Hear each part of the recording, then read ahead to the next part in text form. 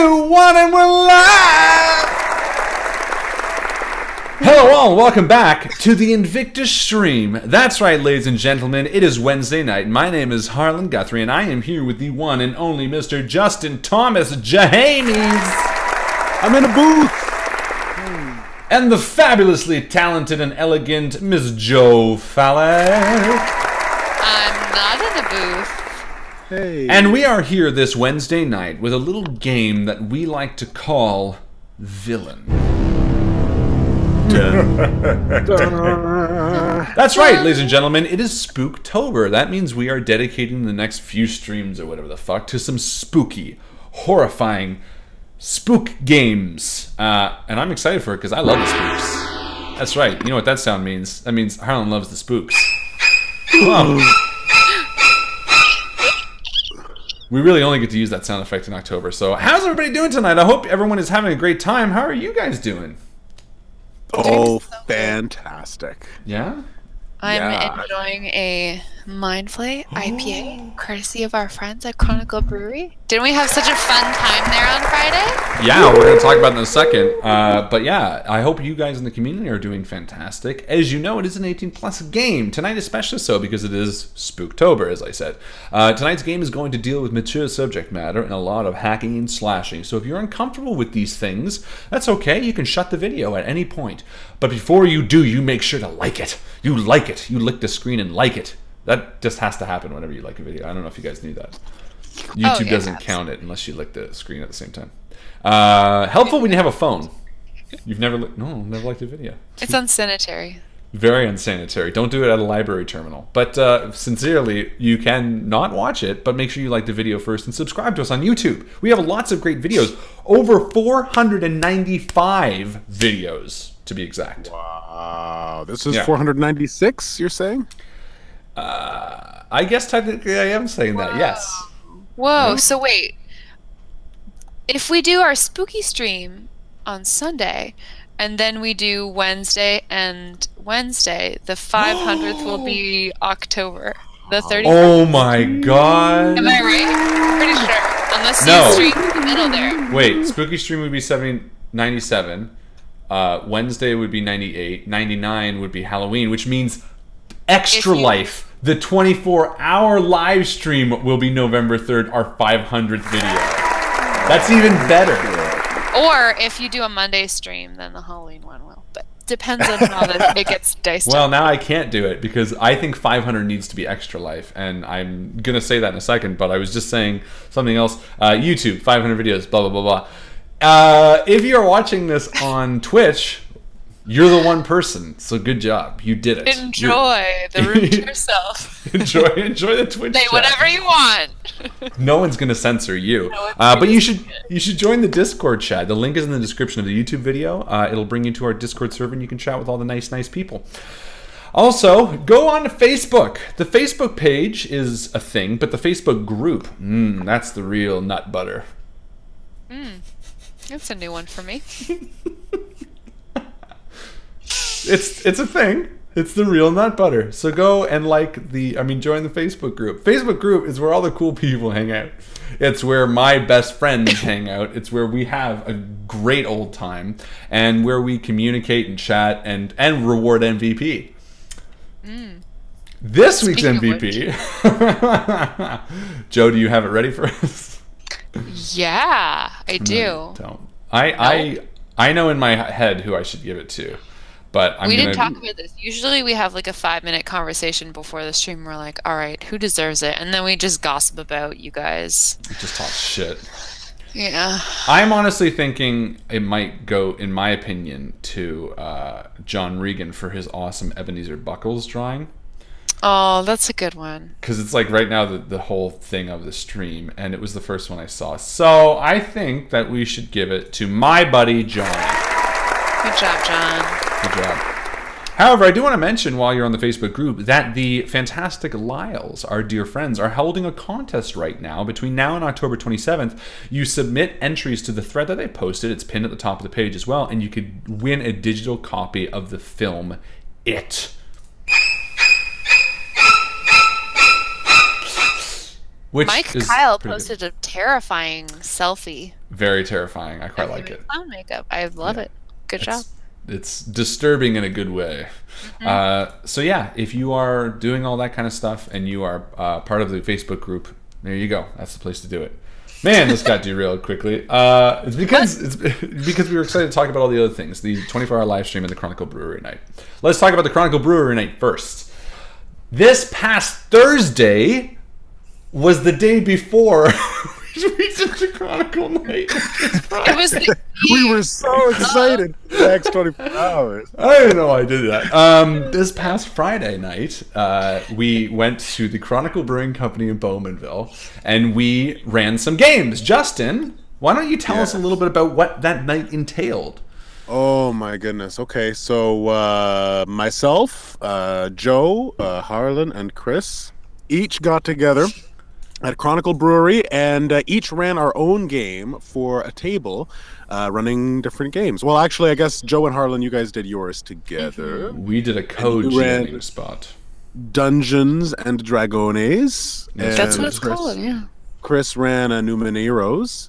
Yeah. And I ran Blue Daffodil, Blue Rose.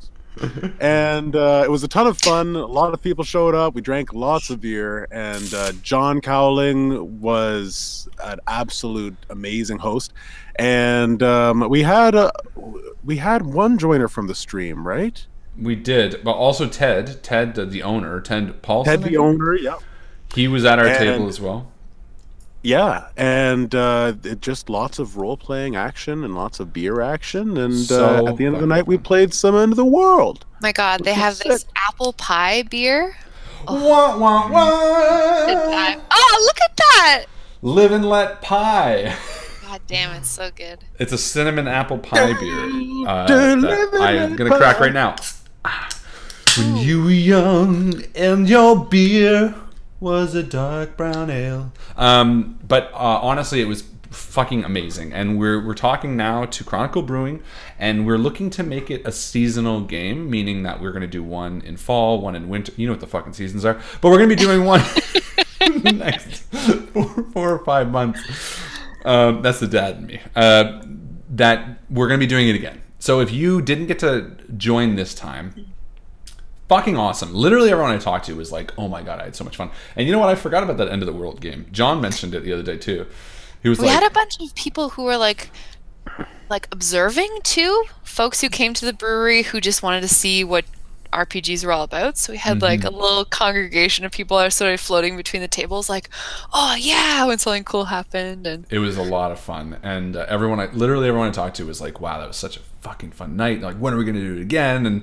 And so it was great. So thank you again, Chronicle Brewing Co., for starting a trend, a tradition that will happen. And thank you for hosting us, and thank you for fueling us, and thank you for letting us play our silly little games on Friday. That was a lot of fun. Yeah, we had a few. Andrew De Silva came out. Jeff M was supposed to, but he said he slept in. So, Jeffy. Oh, Jeffy. It ended up being good though, because all the games were pretty balanced. Justin, you only had 2 players, but I think it worked really well for your story. Yeah, it did. We could really get into the characters and focus on them, and it worked out nicely. Yeah. Yeah, and we only had 4, but for D&D, that's pretty good, because No, any it's more perfect. it gets a bit crowded. So yeah, thank you guys. The other thing we want to mention, quickly before we get into the big boy, is this Sunday evening, Joe and I are going to be doing a spooky stream. Ooh. That's right, this time legit. We meant to do it on Saturday, but as you could tell by the Friday night, the Saturday was a bit rough. So we didn't get around to doing it, and there were other things going on. But we are going to be doing one this Sunday. We're going to be playing Visage, so I'm really excited, because that is like a highly, highly rated horror game that's just come out. Really excited for that. If you can see the couch in the lower periphery of Harlan's camera, I will be parking myself there and covering my face with a blanket. Well, we might slide the couch over so I get to sit on the couch too. We'll see. Oh, bummer. Well, it might be nice to cuddle up. I like the couch. Anyway, doesn't matter. That's gonna be Sunday night. Also, you're gonna be so spooked. It's so far away. I know. You need to. You're a clinger. You're kind of like. I don't. Well, when you're I scared. put a blanket and I just sweat profusely when I'm scared. Well, we've seen it both ways. Anyway, and finally, on November 3rd, we are doing the 24-hour live stream. Yeah. That's right. We've already had a few donations. Thank you so much. We are going to be pumping hard on the stream. We want everyone sitting there, hanging out with us for all 24 hours. I'm doing all 24 hours. I think Justin and Joe are doing the second most between the two of them. They're probably going to tap out at like 15, maybe 18 hours. But I will do all 24. Do either of you think you're going to do the full 24? Interlude video content that you can so that you can have like a shower. I think I'll be there for the full 24. You might be sleeping for something, but you won't be awake for the whole 24, is what I'm saying. Fuck you. Do you think you will? Ooh, I'm gonna do it. Good. Yeah, I hope so. I think it'll be a lot of fun. Cute. Well, there you go. For 20. I mean, fuck me. But there you go. 24-hour stream, November 3rd. It's gonna be a lot of fun. A lot of crazy zany games going on. This year's gonna be more chill. Like I said, we haven't been pumping it as much because next year we're hitting this bad boy hard. So a lot of shit going on. But 24-hour live stream, November 3rd. Be there or be square. We got some people saying they'll be there with us, full 24. So I hope so. Bring it on. Bring it on. It's already been berung. That's it. Is there anything else we need to do? Don't think so. Nope.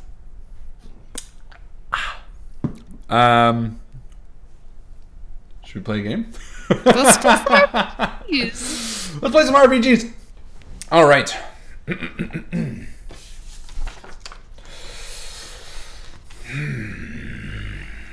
Should we do the credits first or after? I think I'm going to read the intro, then I'm going to do the credits.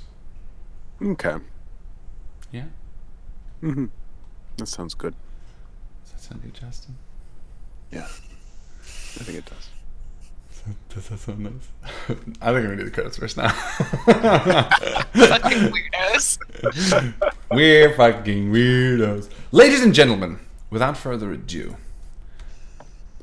villain.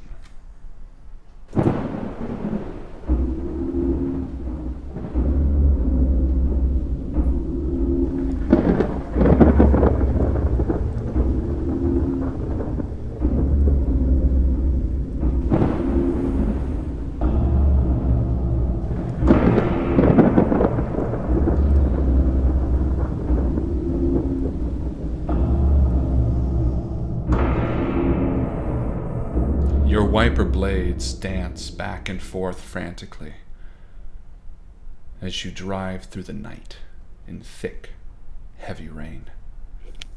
The sky above you groans as each clash of thunder sends a chill up your spine. Despite the conditions outside being rough, you sit cozy and warm inside your 96 Accord, Percy Roads, as you drive on the Lode Roan home in northern Michigan. Who are we looking at? We're looking at a 42-year-old man. He's got dark skin and a completely bald head. His hair started going about 10 years ago, and as soon as it did, he thought it best to shave it off completely.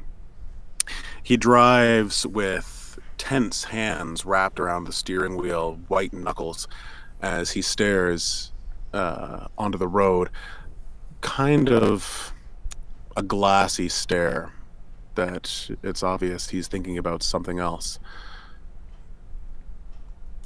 And he's very well kept. He's wearing a long sleeve dress shirt and a tie that, if he were to look in a mirror, he would slightly adjust to the left. But in the long day, it's become slightly askew. You're driving along this road, trees zipping by you as your wipers are frantically splashing water off your front glass windshield, as opposed to the other types of windshields. It almost seems like the rain is coming so fast that your wiper blades can barely keep up as you're sort of looking over the steering wheel. Driving along, you see only one car on the road, and as you sort of quickly try to move in front of it, you accidentally cut it off without even realizing it. You turn on your air conditioning to clean some of the fog from your front windshield as you're cut off by a passing Accord in the laneway you drive on. Who are we looking at? Kaori Ito is a late 40-something-year-old Japanese-American woman. She's got high cheekbones. Her hair is bound tightly into a braid that's been curled at the nape of her neck and pinned there. But there are little pieces of hair coming out from her hairdo. She's hunched over the steering wheel. She's a tall woman. She's kind of holding it awkwardly, trying to see out of her foggy windshield. She like swipes a sleeve of her yellow cardigan over, trying to reduce some of the fog. What the fuck? This fucking rain. You lean on your horn as the car speeds off in front of you and sort of taps the red brakes, which bathe the front of your face in red light. She's got like kind of a gauzy blue chiffon type dress on underneath her yellow cardigan. Does not really suit a woman of her age. Kind of wrinkled. As you drive, the rain grows heavier and heavier, and you see this car in front of you sort of tapping the gas and slowing you down and slowing you down. Do you try to pass it? She starts rolling the window down on her driver's side and sticks her head out into the rain. She's immediately bladdered with water. Learn how to drive! She rolls her window back up. And you say that as you pass the Accord, again taking the laneway, the trees whipping past you. The moon can barely be seen. It's almost pitch black out, and while your lights struggle to find light between the two, you decide to pass this Accord, and as you do, you speed up. Your engine roars as the water drops fleck against your windshield. Percy, you see this woman roll down the window and yell something at you, but her voice is carried off in the rain. And as the rain grows heavier and heavier until either of you can barely see past the windshield, Kaori, you see it. The red lights from a car directly in front of you on the road that has stopped. You slam on the brakes as you spin in front of the other Accord. Percy, you see the car next to you spin in front of you as you equally slam on the brakes, but you smash into the side of it. As Kaori, you smash into the side of your car, and the two of you black out. You hear the wiper blades first, sort of back and forth. A labored, sort of rhythmic squealing as they go back and forth on your windshield. It's only for a moment, and then you open your eyes. Kaori, you are lying in the road. The gravel speckled along your soft white cheek. You see the rain pouring down on you as you open your eyes, and you see the sides of the trees. Next to the road, there's a long ditch, and the trees are bathed in this red glow that's coming from the taillights of your car down in the ditch. How you've been thrown from the car, you don't know. Oh my god. Oh, it has happened to me. Oh, she slowly curls into a fetal position and then with one hand pushes herself up to like painful sitting. Her arm almost feels like it's been broken, and she's not sure how long she's been unconscious. She looks around. What kind of state is my car in? Your car is actually over the edge of a short ravine, and as you sort of lean forward, favoring your arm, you see that the car is almost face down, or head down, in this deep ditch. Maybe 15 feet from you lies the back of the car. Oh my God! Did I kill someone? She sort of staggers to her feet and goes to the car to look over the precipice. She knows there was another car in the accident. Where? And as you spin around, you see through the pouring rain on the other side of the road a red glow of taillights. Percy, you open your eyes and see the cracked windshield before you. You are still buckled to the seat. For a moment, you feel your chest heavy and hard as the airbag had deployed and perhaps broken a few ribs. You breathe labored, and as you look up through the cracked windshield, trying to wipe some of the water that's broken through and dripped on you from your glasses, you get the impression that you're sort of in a laneway of sorts.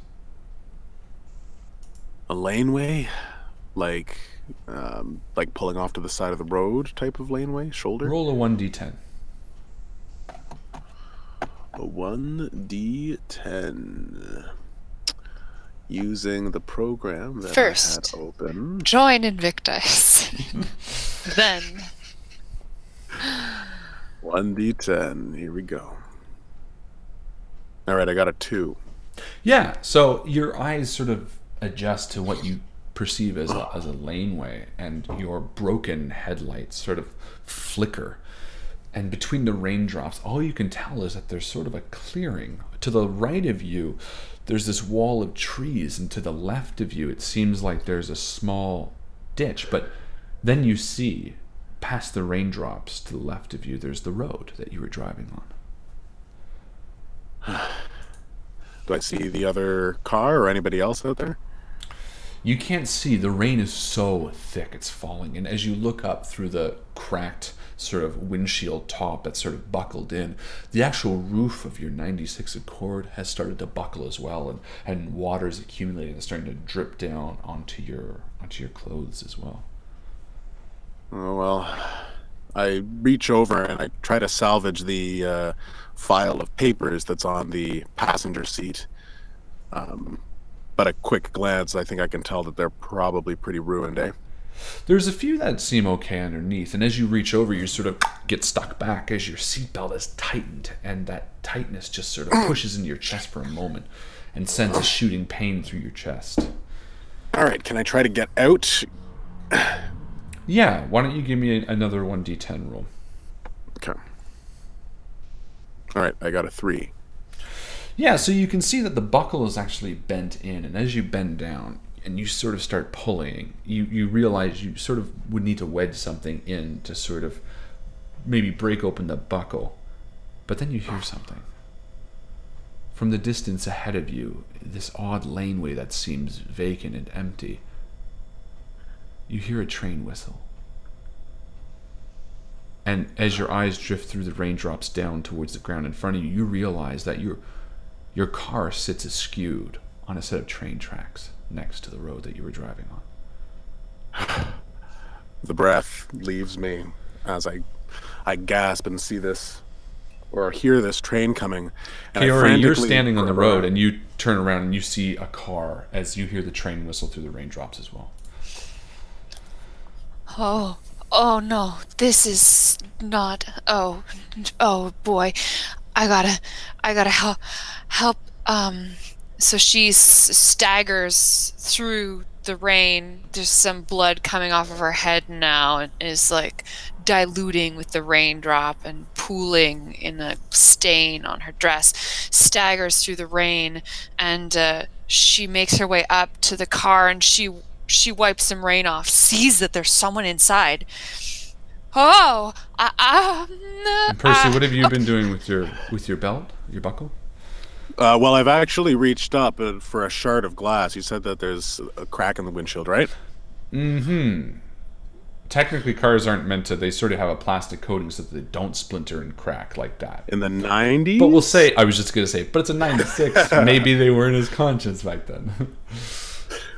Yeah, so I try to grab a shard and try to start slicing away at the blade frantically, and I'm startled as I hear someone knocking on the window. Oh, I'm going to try to help you. She grabs the crumpled door by the handle and cranks it open with all her might. Give me a 1d10. I will do so. That's a 6. Fantastic. So you add +1 to your strength from here on out. Mm-hmm. And you succeed. So yeah, you do end up wedging the door open, but it's just a bit, like and you sort of get this door open just a little crack. There's a train coming. Take my hand, and she's trying to pull you out of the car, and you're I'm strapped in. I'm strapped in. Just let me help you. Do you have a knife? Do I look like I have a knife? No. And I keep on cutting away, trying to move as quickly as I possibly can. And as you cut away, you see the light through the raindrops as the train off in the distance turns around a corner and begins towards you. Give me a 1d10 for your cutting. All right. And I'm going to add a 1 because, perfect, and because you have a piece of glass that succeeds. So, yeah, you successfully cut through the belt. Tell me what that looks like. Okay. So the belt comes loose on the top, and I start pulling it through so that it's not still, attached to my waist. And I let myself get tugged out by Kaori as the papers that I'm trying to clutch onto flutter into the air, and then immediately are sent to the ground, scattered. Yeah, and as you fall back with Kaori into the rain, again, it's just drenching you. The mud and sort of, the sound of the rain against the roof of the car in front of you is just almost deafening as the train becomes barreling down, and you look back at your pieces of paper that sit sort of just at the foot of the car, and you take a look at the train. Do you try to get them? A part of me really wants to, because what good is the document if certain pages are missing? And this is something that Percy has struggled with. As he pushes himself up, he absent-mindedly starts to reach up with his hands to bite his nails as he considers his options. And as he considers his options, the moment passes, and the train comes barreling through and smashes into the car only feet from you, pushing the car along the tracks and nearly out of sight as the train screeches and continues on as you sort of get pulled back, pushed back rather, by the sound. Oh my god. Thank you. You could have fucking killed me. I didn't mean. Were you in the car? Yes, I was in the car. It's in the ditch now. You better have insurance. Harlan, when we got in the accident, did I not see... I'm confused. Was there something else on the road? Yeah, so you saw something that was on the road, sort of bathed in red light. And as you're arguing on the side, Percy, you sort of look past Kaori and you see a little bit up the road this red light that's sort of bathing the road behind you. It's sort of on and off and on and off. Well, my insurance was in the car. You go get it if you like. Well, I think your car's quite a ways down that way at this point, and she looks down the track as the train seems to just be traveling out of sight. Yeah, it's continuing on. Well, you'd think they would stop or something. Right? Okay, okay, Kaori. So you need to... Why did you slammed on the brakes right in front of me? That was... You were slamming on your brakes the whole time we were on the road. You I passed couldn't me see in a damn thing. The rain is pouring down on either side of you as you're basically yelling over God it. damn it. Your hair is drenched, and again, you're sort of standing now at the side of the road. So on the left side of the road, again, your car, Kaori, is deep into a ditch. On the right side of the road, sort of a little bit back, you're now standing sort of between the train tracks and the road itself, sort of a flat land, and there's trees just surrounding you. The sky is filled with gray and or just black, I should say, and the rain is pouring down, and the only light that seems to be coming from anywhere is the occasional bask of red light that's coming from down the road, that same red light that sort of distracted you, Kaori, at the last moment. But fuck nowhere. The shit are we? She starts walking up the road toward the red light. Come on! Where are you going? Well, we're in the middle of the night, in the middle of the rain, in the middle of the road, in the middle of nowhere. Just going towards the light like a fucking moth. God damn it. God damn it. And you see Kaori sort of storm off. What kind of shoes is Kaori wearing? Is she wearing like runners or high heels or? She's got some platform wedges going on, this being the 90s. Nice. She's a practical woman, so they're maybe patent leather, but she's not shying away from her height. Perfect. And as you begin walking towards this light that's sort of flashing on and off, it sort of goes off again, and then flashes quicker red, and then flashes blue, and then flashes red again, and then goes off, and then starts flashing red again. And it's sort of indicative of why it approached you out of nowhere, Kaori, when you were driving, because it seems that there's long pauses of black within this flashing light. The same reason you sort of ignored it when you went to go help Percy on the other side of the road. And as you approach, Percy, do you follow? Yeah, I do. I'm kind of jogging to catch up, and I'm looking at that folder. And on it says Shady Oak Nursing Homes, and already the ink on it is blurring away. And I throw the rest of the folder to the ground and say, "Hey, wait up!" And I catch up with her.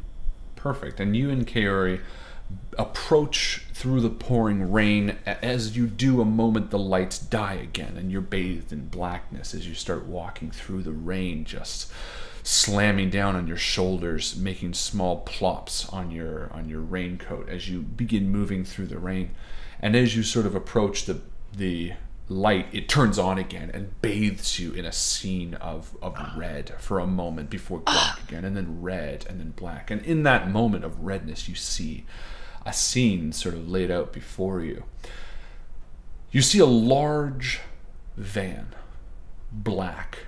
It's almost a boxy type van, turned over on its side, sort of wedged halfway through the road. The light coming from the top, it looks to be like a police light that must be malfunctioning because it's clicking on and off so rarely.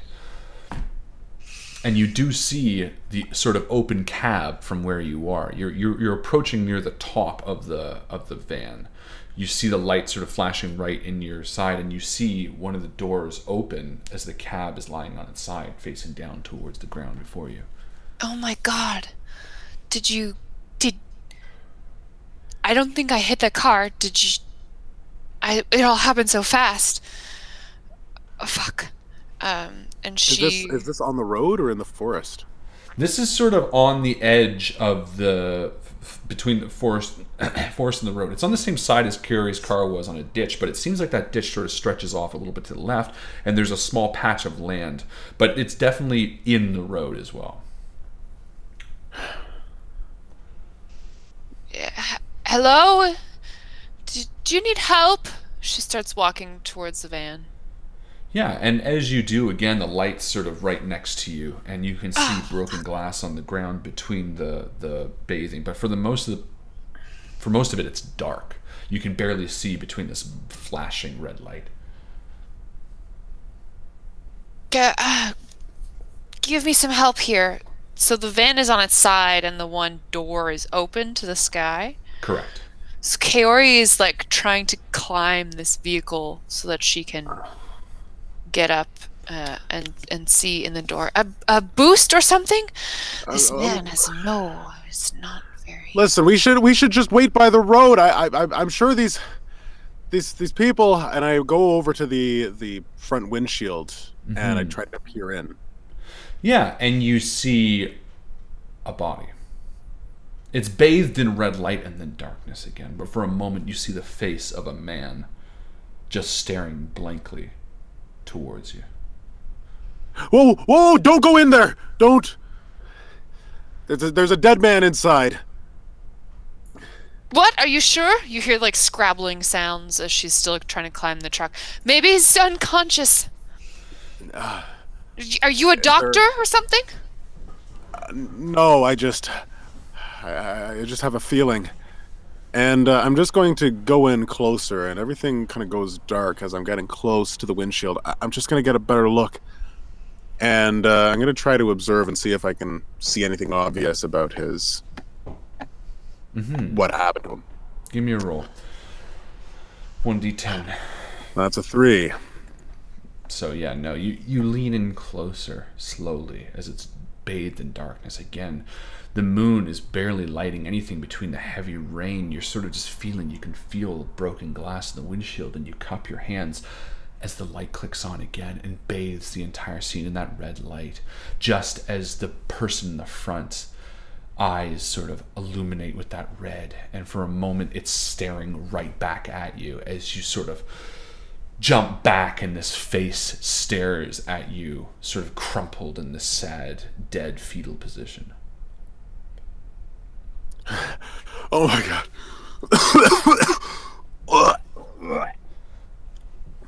I barf up my dinner.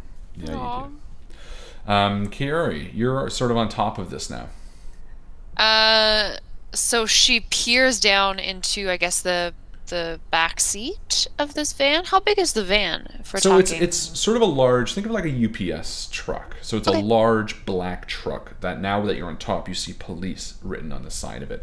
And it's only got the front cab and then a large empty back area that you sort of approach from the front, so you haven't actually seen. And as you look down into the cab, you see the figure that Percy is describing. This man seems to be sort of crumpled up in a fetal position, bathed in blood between the red flashes of the red lights, you must assume.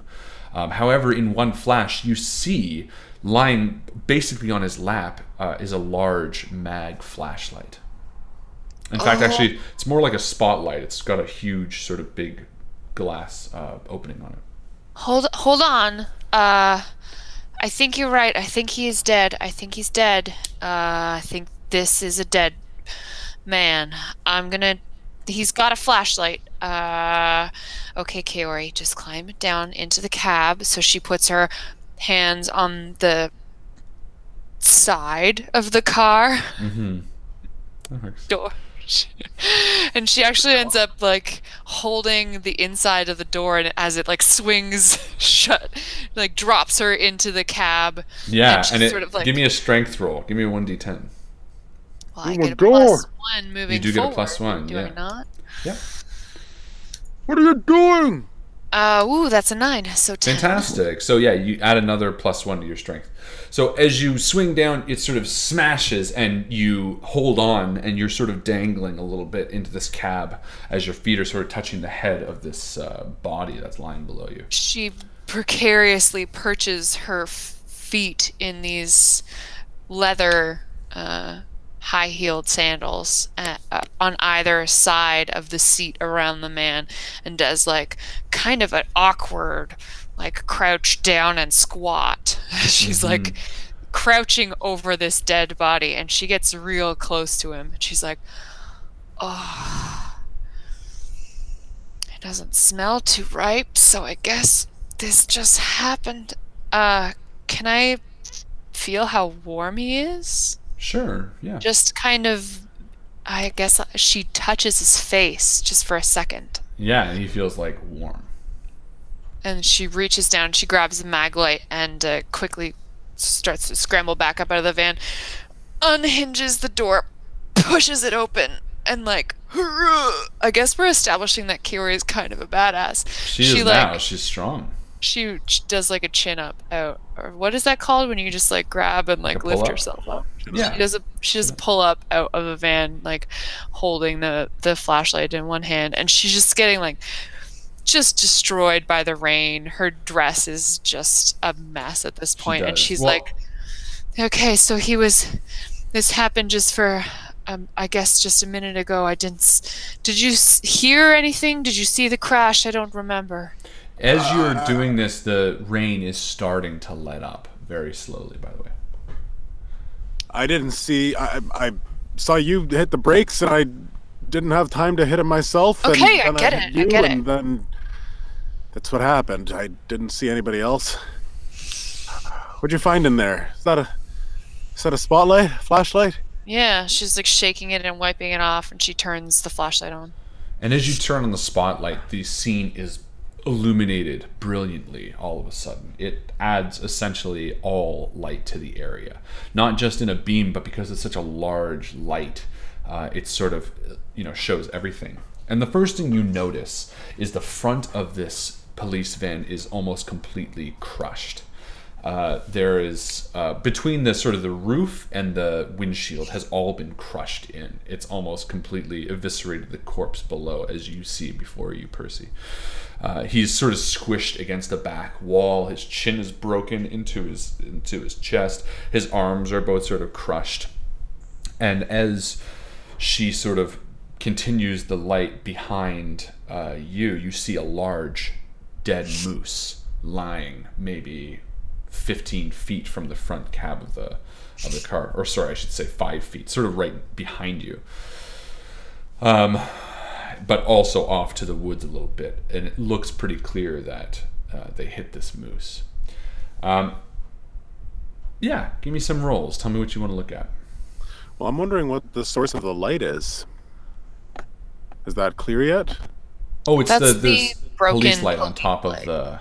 Yeah. Oh, I see, okay. It's because the night is so dark and so sort of, that it sort of like used the raindrops to like refract the light and just sort of bathed everything in red, and I guess it must be functioning funky because of the accident. Mm-hmm. Right. All right. I would like to take a look at the surrounding woods, the rest of the car. I don't know. Yeah. Okay. So car. I keep saying car. Van.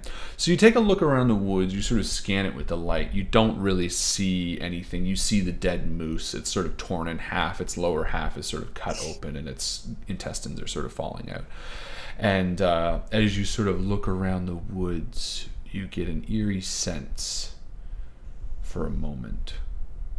There's something odd and uncomfortable about the scene.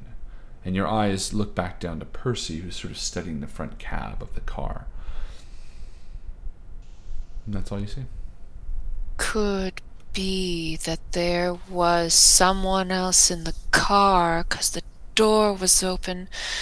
Okay, Kaori. Think. Are you being watched? Is it dangerous?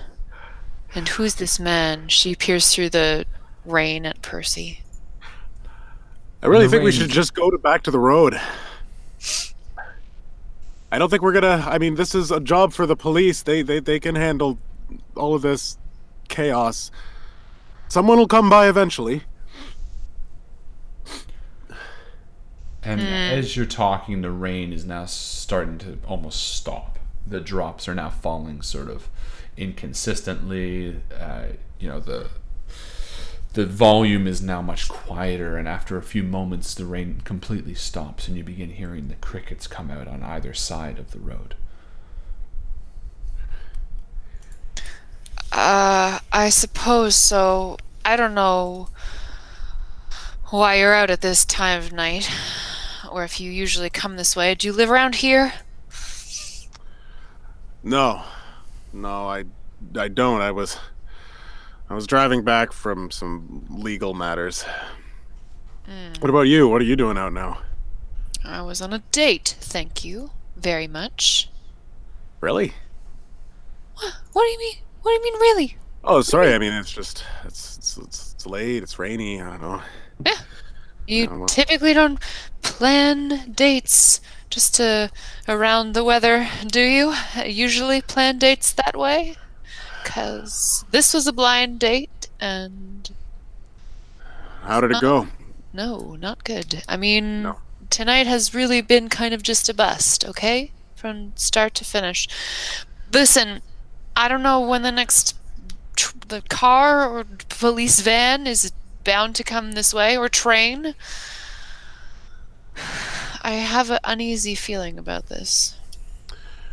Well, I mean, town is how far of a drive down that way? 20-minute drive or so? If we You get actually walking, don't know where you are exactly. The last time you sort of looked up from your, map. I mean, in 1996, it wasn't Map GPS. For your printed map quest, yeah, you didn't really know. You don't really know where you are. Yeah, you don't know where you are. you don't know how far you are from home. Well, I mean, we know where the road is, so we could just follow the road until we hit somewhere. I mean, we could do that, or follow the train tracks, or just follow the woods. Kaori goes around to the front of the car and shines the light in through the windshield at the dead man. Is this a police officer? Yes. It looks like a guy, he's almost wearing like SWAT type uniform. He's wearing a hard concave helmet. He's wearing a bulletproof vest that says police on it. His body is sort of crushed up against the back. Does he have a weapon on him? That I can see? You can take a look.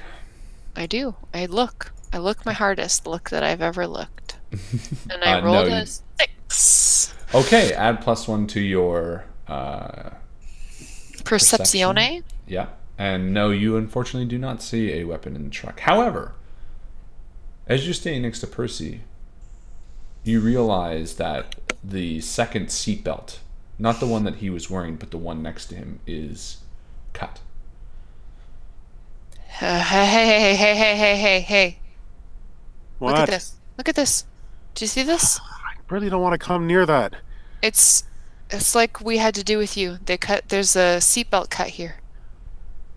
Let me see. Someone else was in the van. She points the flashlight at the seatbelt. What's your name anyway? I'm Percy. Hi, You are? Kaori.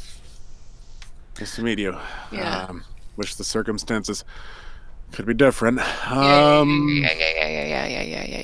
Yeah. Okay, so he or she cut and escaped, or got away. That's great. There would be, and Percy starts looking around to see if he can see any tracks. Perfect. Give me a roll. Great thing to have done in a rainstorm. Perfect. Give yourself a +1 to perception. Did you do good? You did very good. Good. Nice. So And good. as you begin looking around towards the back of the truck, you sort of guide the light that Kaori is holding to the edge of the woods, and you start looking into the woods and down sort of on the ground. And you see something. It looks to be a short, broken heel. It's maybe 3 inches in length, and it's snapped off the bottom of a high heel, and it's sort of sticking out of the mud at the edge of the forest. Huh. Hey, Kaori, Uh-huh. is this one of yours? What? You're wearing heels, right? She looks down. Yeah. Fucking ruined. Oh my god. Fuck. Did you break one? Because there's a heel out here. Oh. No, I didn't. Let me see. She walks over. And yeah, you see this sort of like heel off to the woods. It's sort of heading to the back of the truck, but off into the woods as well. No, this isn't mine. I bet you that's from this person. Hello? And your voice echoes out now into the quiet night. The crickets are sort of the only thing you hear, and as the clouds above you begin to move, you're starting to be bathed in the soft blue light of the moon. And for the first time since crashing, the stillness has become quite unsettling as you get a creeping, cool autumn wind up your drenched in water spine. A woman in heels in a police van. Seems kind of out of place, don't you think? Yeah, not a police officer, that's for sure. Okay, so this is a civilian. Why were they riding in the front of this van, and what's in the back? Prostitute. Not in the back. I mean, maybe she's a prostitute. Could be. Could be. Carrie picks up the heel. What color is it? Sort of like a beige. Nude heel. Prostitutes don't wear beige. No, they typically wear like what? Not in the 90s, at least. Kiori looks down at her outfit and she's like, I would know a thing or two about fashion. And I doubt that very much. Okay. Are there further tracks leading off into the woods?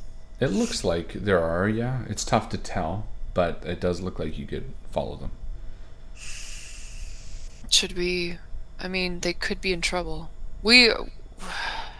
Yeah. They could be. If this is a police van, actually, and so the dashboard of the van it's completely crushed, eh? Mm-hmm. It looks like okay. Again, it's sort of like lost a foot. No radio. Right. Yeah, Percy kind of walks to the van and just does a 180 as he realizes the lost Completely cause. destroyed. Yeah. All right. Well, listen, Carrie. Kaori. Listen, I mean, I'm sure this lady, she didn't do a very smart thing by running into the woods, but that's not our problem. We should just go to the road, start walking, and wait for somebody to go by, have them contact the officials. That's what we should do.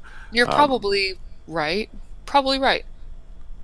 Yeah. Are you okay with a potentially injured woman bleeding to death in the woods? Listen, she could be completely fine. Totally fine. The accident. Choosing not to answer us. What do you think? What do you think, Percy? Hey. I mean, this guy is not. I'm not equipped. I'm not equipped to help her, even if she is hurt. I mean, are you? I don't know a thing about medicine. If we can get to the officials sooner, we have a better chance of saving her than if we go in there by ourselves with fuck all. Mm-hmm. Well, you know what? That's your choice. Oh, don't try to make me feel like an asshole. This is. I feel like. What to do? I feel like emergency situations like this really bring out the true moral choices that a person would make, and that's an interesting one. Really, you're gonna high road me right now? I think we should go for this. Don't you think the fucking police should know about a fucking police van that has been turned over? You know what? They probably already know. In fact, I'm willing to bet they're on their way here right now. What would give you that impression? Because don't police people have... They talk to each other, right? They have radios in their cars, and they radio back and forth, and this person was obviously out on patrol, right? Or maybe they were just driving home with their wife. All right, fine. You know what? You want to go into the woods. You want to look for this woman. Okay, fine. All right, we go together, but we don't worry about the insurance then, huh? You promised to me that we won't take this to the insurance people for the accident, and I'll go with you into the woods. How about this? We make a 50-50 deal. We spend... whatever that saying is. We spend 5 minutes looking for this woman. 5 minutes. That's all. I just want to go into the woods, just take... And then, if we find her, and I'm right... and she needed help, then you take care of all the fucking damages. And if you're right, we don't find her, we don't need help, we should have stayed by the road, you're off the hook. All right. But we're not going out there. We're not going in there without a way to get back out. You have some what's this guy solution? What do you what's the... Okay. So I go up to the car and I find a piece of jagged metal that's I'm able to pull off. Is there a piece that I can use? Yep. Okay. And I go up to a tree and I mark a big X on it.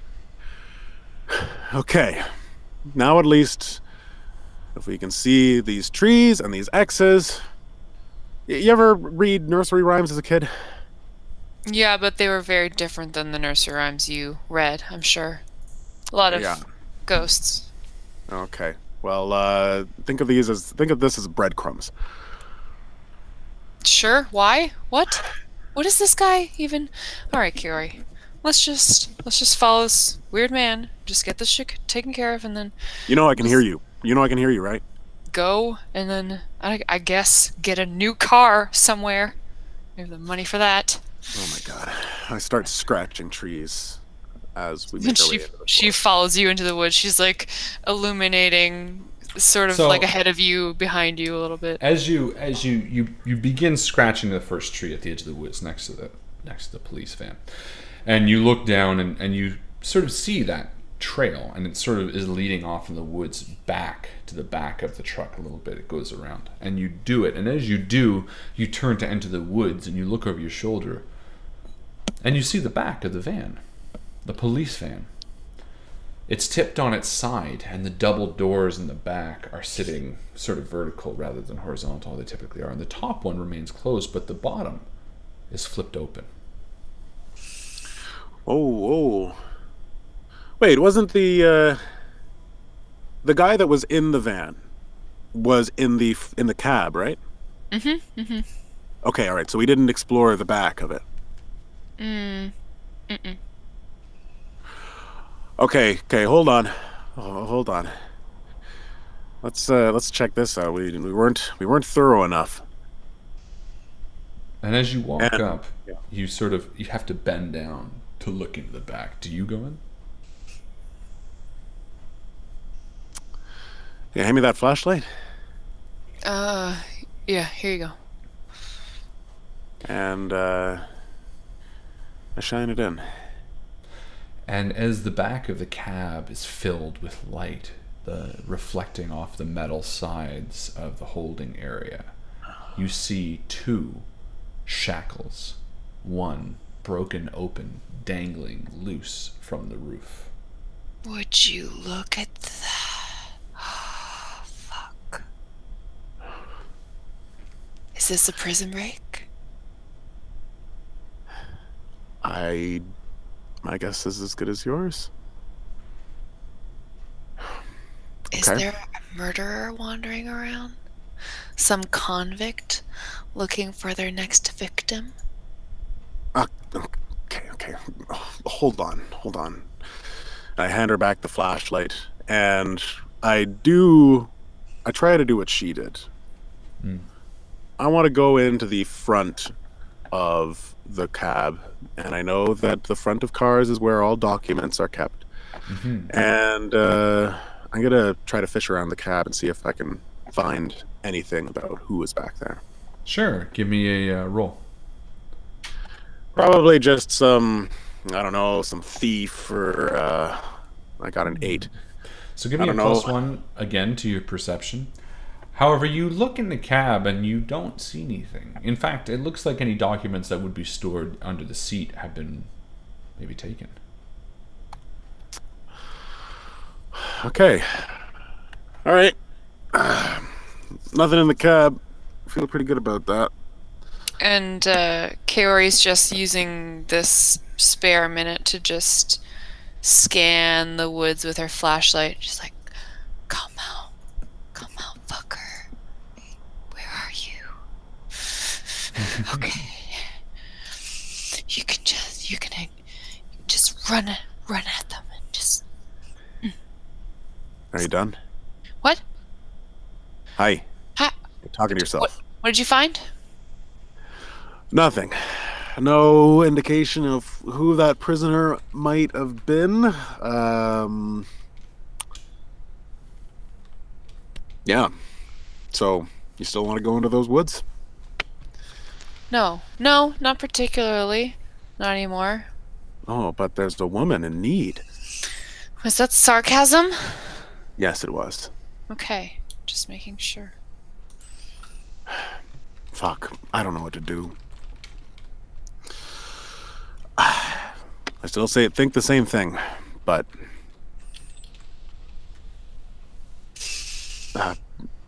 maybe everybody's fine. Maybe everybody's okay.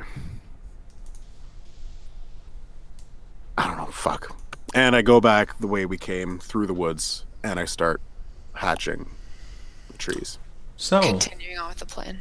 Yeah, the two of you move into the woods. And as you do, the wet grass sort of rubs against your soaking wet legs. Your sort of looser shirts are now starting to dry just a little bit, sort of from the chest area up, and your hairs are starting to dry off a little bit as you begin moving through the tall, thin trees.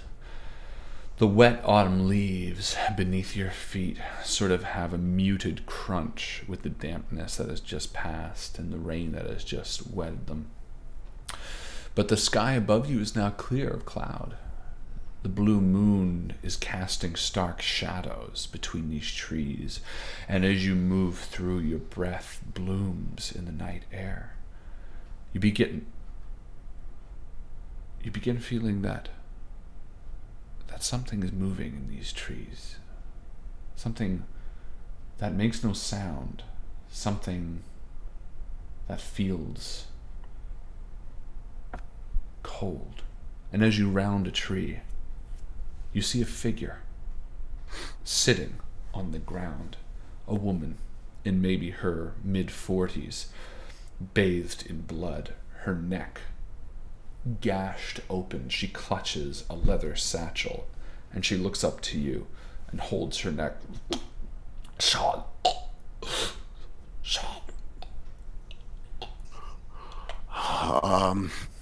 Are you the one from the crash?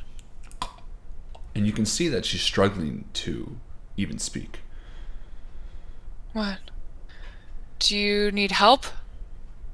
And Of course as you she fucking needs see, help. you Hold can on. see blood just pouring from her neck.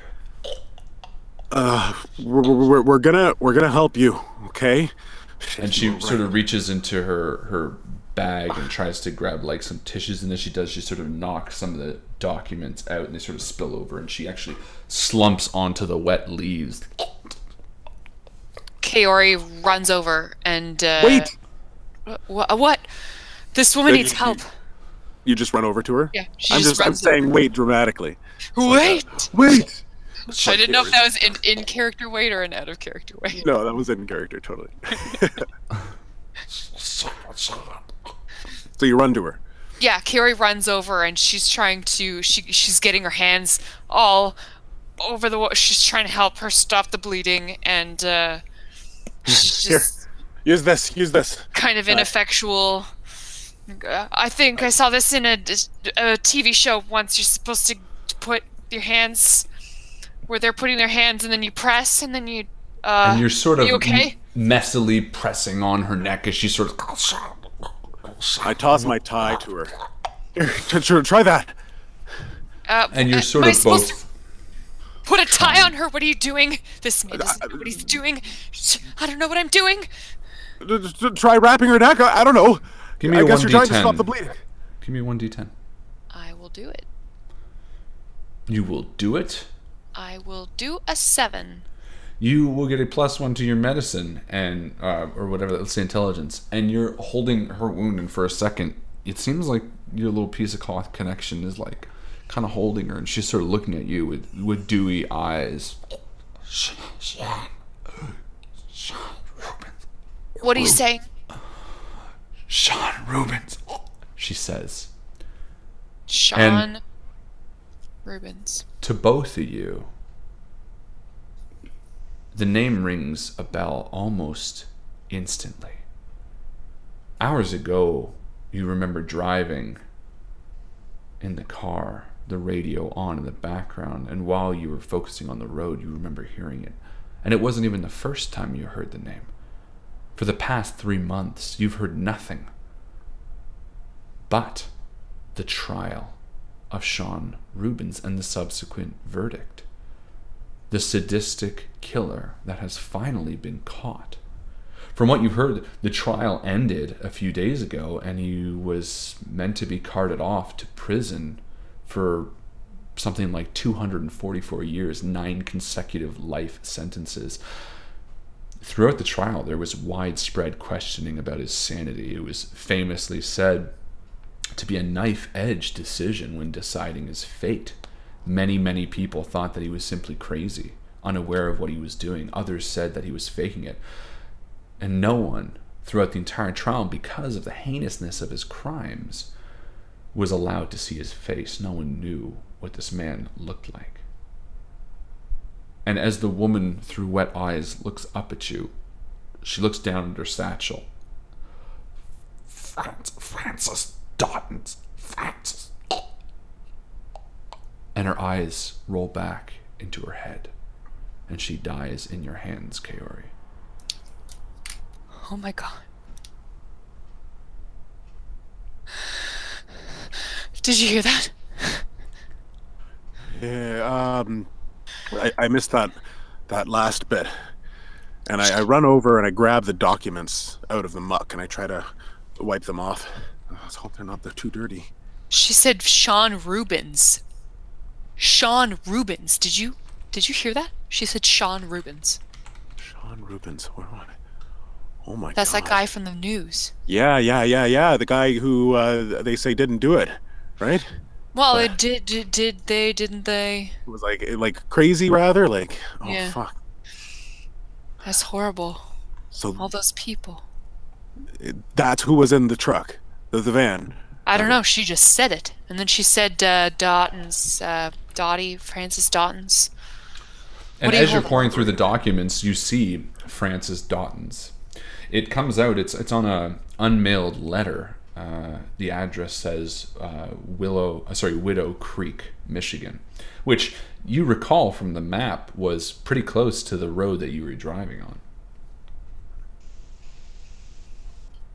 Sorry, what is pretty close to the road? The address of this Francis Dottons? Widow Creek was a town that the road that you were driving on passed through. I think I recognize that name. Is that on the way? Widow's Creek. I'm not from around here. Me neither. If there's... Well, we can find a map, I'm sure, somewhere. Find a map? Where are we going to find a map in this? Well, I don't know. Like, forest? Well, not right now. Not right now. When we get back to town, we can figure out. And as the two of you become more and more heated and more nervous, it dawns on you for a second that this man is out in the woods, and you fall silent. And again, the dead woman lying at your feet has this blank expression, just staring up at the sky above you, as the two of you sort of nervously look around to the empty, open woods surrounding you. And as you do, again, your breaths blooming in the cold night air, a fog begins settling down high above the treetops, and slowly climbing down towards where you stand now. Okay, well, if I'm completely honest, I think that being on the road is the best place for us. We'll be able to track our way back to this woman when we report this to the police, but I say we get back to the fucking road so that A, we can see somebody if they come, and B, we can see a murderer if they come. Carrie's just shining the flashlight throughout the clearing. Different, like, tree trunks. Oh, Come on. no. Come on. You do, and the beam sort of shakes nervously as you do. Again, sort of as you move past the spaces between the trees. She stands up and she starts wiping the blood on her dress off of her hands from the dead woman. She's like, "I'm sorry, I couldn't help you." Yeah, both of Which you way's have the road? Both of you have blood on your hands now too. Yep. So yeah, you turn around this and begin walking quick at a brisk pace back to the road. We do. Yeah. And you reach it pretty easily. You come out sort of a bit north of the overturned police truck. And now that the moonlight is much brighter, you see a sign maybe 50 feet down on the side of the road. And while you can't quite read it from this distance, the shape of the letters would mean Widow's Creek. So we can't read it, but the shape of the letters mean. You know what? I'm just saying you wouldn't put money on it, but by the fact that you know Widow's Creek is nearby, you're going to say educated guess that's Widow's Creek. I think it says Willows Creek. You know what? You're mean. The other way. That's mean. Wibbo's Creek. Sorry. Too mean. Ah, that's almost like Widow's Creek. I don't think we should go there. Well, it's the closest town. We just have to get a phone, call the cops, and then we'll be through this whole thing. Yeah, okay. Then we can go to sleep. Let's just go. We just gotta walk towards the nearest town and not get murdered. The two of you begin towards Widow's Creek. The lane highway continues north through this area, yet Widow's Creek sort of turns off on a gravelly path down to a valley-like entrance. The moon now is brighter than it's ever been, and you descend towards this small hamlet. You see the main street in the distance as you begin moving down. Its yellow lights are vaguely illuminating the shapes of buildings. It sits next to a creek, a pretty wide creek, bathed in moonlight. Next to it, another hillish island on the other side of it. It's almost picturesque, and if it was a beautiful fall day, you may feel welcomed in this small town. But right now, you hear movements on either side of the trees. You see the wind stirring leaves, and it makes you uncomfortable and jump with each twist of the wind. And as you begin over the crest of the hill towards the descent of the main town, you see a bright light bathing the lane in front of you from a church. It's late for the church to be on, and yet the door is open. Should we go in? We don't see anyone else. There's no one on the streets, no shopkeepers, nothing open. This is sort of the outskirts of the town. And again, picture like there's sort of the churches on the outside, Main Street Inn, and then it's maybe another fair walk down towards the next building, which is the beginning of the main set of town. Should we... Should we go in? Why would the door be open? Kaori strides up and knocks. Kung, kung, kung, kung, kung. And the door sort of swings open. And you see the pews and the bright, inviting orange light of all of the lights inside being on. Kaori, if you were a murderer who was trying to get away, and were stuck in the woods, and you found a church, and the door was open. Oh, actually, is the door broken? Is it busted? No, it just seems like it's open. I don't know. It feels like the perfect spot for this Rubens guy to be hiding. Do you think this is a trap? He thinks that we're just being followed by a murderer or something. You know what? Takes a few steps inside. And as you take a few steps inside, the first thing you notice is the smell. It's almost like paint. It smells like a very strong paint. And as you enter, you hear sort of a whistling.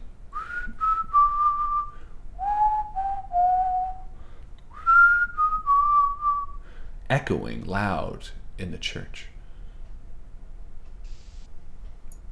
Is it safe? Percy, get in here. God damn it. Okay, we find a phone, we call the cops, we get back out, all right? Yeah, of course. What's that? What is that?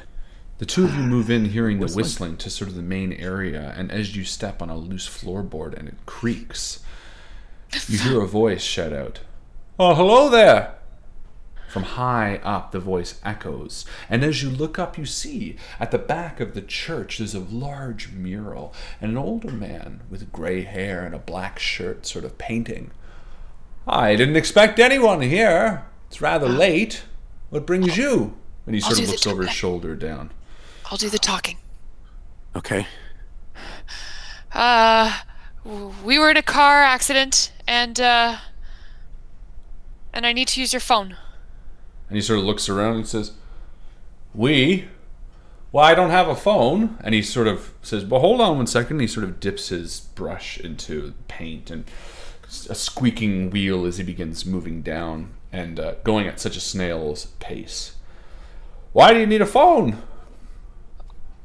I'd like to call the police. "Oh, why not I need just... some help. Listen, I can get a mechanic in town, no problem." My car fell in a ditch. You don't understand. Okay, just calm down. And he's starting to, like, squeak real slowly. And as he does, you're looking around this big, beautiful church. It's wooden walls, it's wooden pews, it's creaky wooden floorboards, and it looks like it's been a relatively old building. Stained glass windows on either side sort of are having a little bit of that blue moonlight in, but the inviting warm yellow glow of this church is far more inviting than anything else. And as he creaks down, he sort of eventually stops and brushes his knees. "Oh, sorry about that." Turns around and says, "Oh," and he sort of looks at you for the first time, his eyes focusing just on you. "Well, yeah, it looks like you have been in a bit of an accident there, eh?" And he sort of turns around and dips the brush and begins wiping it on the side of the paint can lid and says, "Well, like I said, I don't have a phone, but I'd be happy to drive you into town if you'd like." That'd be great. Okay. Yeah, we'd love a ride. Thank you so much. What's your name? "Oh, well, Father Jensen, you can call me." And he sort of smiles and sort of takes a half step over and holds his hand out. Hello, Father. Percy. And "Nice to meet you, Percy," he says, and he sort of drops your hand and he begins walking to the back area, and he's like, "Let me just get my coat and I'll drive you into town." And he walks around the back for a moment. Did he... I make eye contact with Kaori. Did he just ignore you? I'm used to it. I feel like, I don't know, being a woman, sometimes people rather talk to... Doesn't matter. Yeah, coming. Do you want me to close the door behind? "Please!" And he sort of shouts out as you hear it. Okay. And after a few moments, he comes back out and he's wearing his jacket and he's like, "All right." And he walks past you and he begins walking out the front door of the church, and he sort of leaves it open behind him, and you can see him sort of phone swinging his keys happily as he's whistling, walking towards the parking lot next to the thing. And do you follow? Yeah. How do we know we can trust him? This guy's giving me the creeps. He's a priest. He's a priest and he paints. We can trust painters. We can trust painters. In painters we trust. And as you sort of head outside, he turns around and stops at you. And he's like, "Whoa, what are you doing there?" he says for a moment. I talk to myself. I'm sorry. Just... And he sort of looks almost like intently at you. And for a moment you're confused, and then you hear movement from behind you. And as you turn around, you see a figure.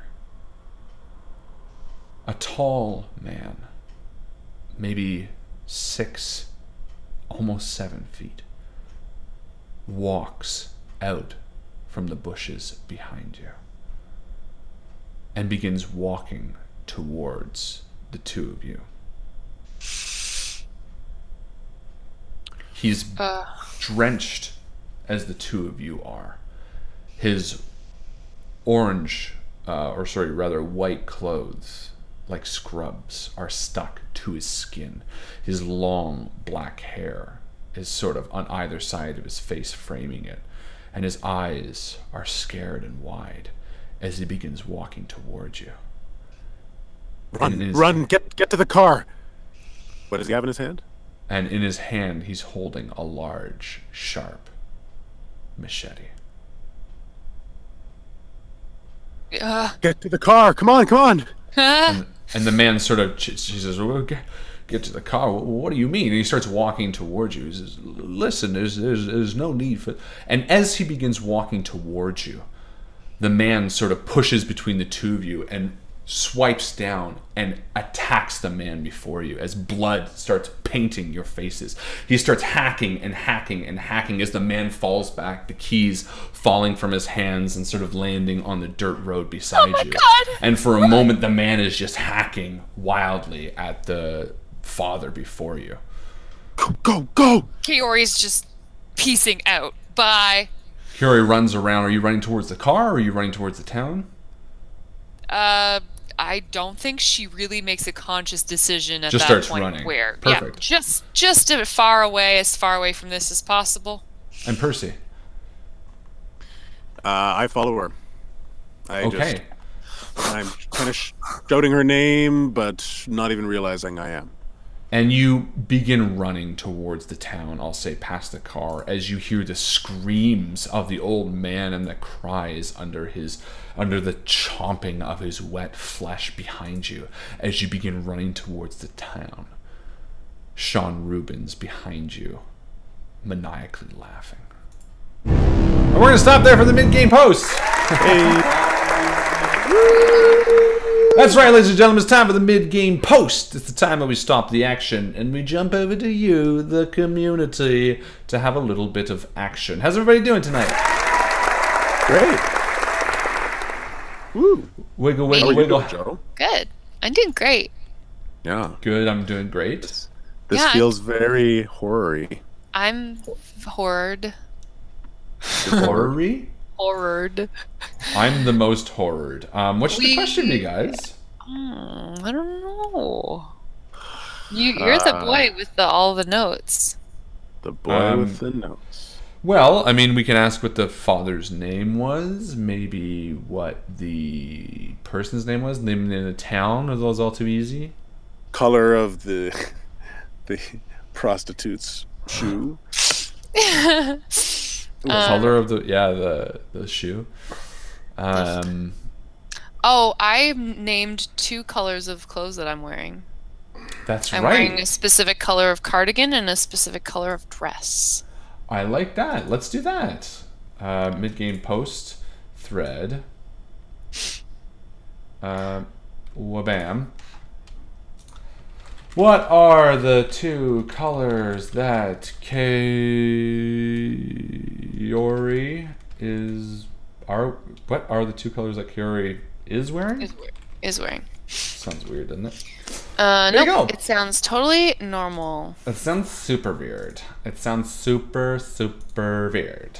Hope everyone's having fun. How's everybody doing? I think everyone is having a great time. We are joined by first-time chatter T-Man, Master of the Universe. Yo, what's up, Chatter T-Man, Master of the Universe? Welcome, T-Man. Welcome. We've got quite the crew here chatting with us this evening. We got Johnny. We got Michael and Brianna. We got Megan. We got Chris. We got Colin Burkhart. We got other John. Did I say Carly already? We got Jeff. We got Zia. We have all the hits. All the hits are hanging out. All the greatest hits. Top of the charts. Chart topping. It's the top of the charts by blah blah blah blah blah. This is the only time I get to actually read it. Sorry. No, go ahead. Keep saying what you're gonna say. I'm so glad that Jeff posted a picture of a Reuben sandwich, because that's all I've been able to think about since you said the guy's name. Sean Rubens. Yeah. Reuben sandwich. I make a pretty decent vegetarian Reuben, if you can believe that. Is that a thing? Yeah. What is it? What would it be made of? You do some like marinated and grilled tofu, and then you make some Reuben dressing, and then you go heavy on the. You look really appetized. What? You're just like. I would try it for sure. Heavy on the sauerkraut, heavy on the pickles. Nice. Super fucking good. Sometimes I put avocado on there. Anything with a pickled vegetable, I will put that in my face. I will try anything with that you make me because I'm sweet. Thanks. I'm also pretty okay at cooking. Carly finished her painting. What's up, Let's see Carly? it, Carly. That sounds cool. You should post that. Jeff really wants ramen. I always want ramen, Jeff. So join the group. Join the club. I am Getty. First time they're here. Hi, Getty. Jetty? I think it's Jedi. I am Jedi. They 256. spelled it wrong. What's up, Jedi? They spelt it cool. They spelled it cool. Just like I spell my name with a PH sound. Farlan. The P is silent. Yeah, man. The P is invisible and silent. Just like in real life. Oh. Oh, man. What? I just had a funny patient name today that I was going to say on air, but then I realized that's like patient confidentiality problems. But I was just like, it has the word P in it, and it's pretty funny. It would be even funnier tell me if they secretly. You just can't didn't say need it. like treatment and stuff. I mean, you would never tell me that. No, I wouldn't. You would never tell me patients' names. Well, no, you would never.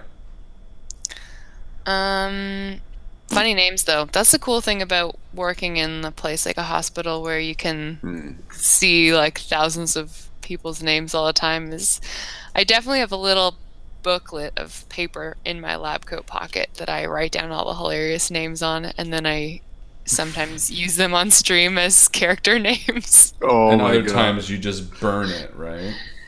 My So now- favorite ones are the ones that the first name is the same as the last name, and so it's just the same word twice. Those are good names. I don't know what Everybody's gonna culture they be are, but they're Johnson.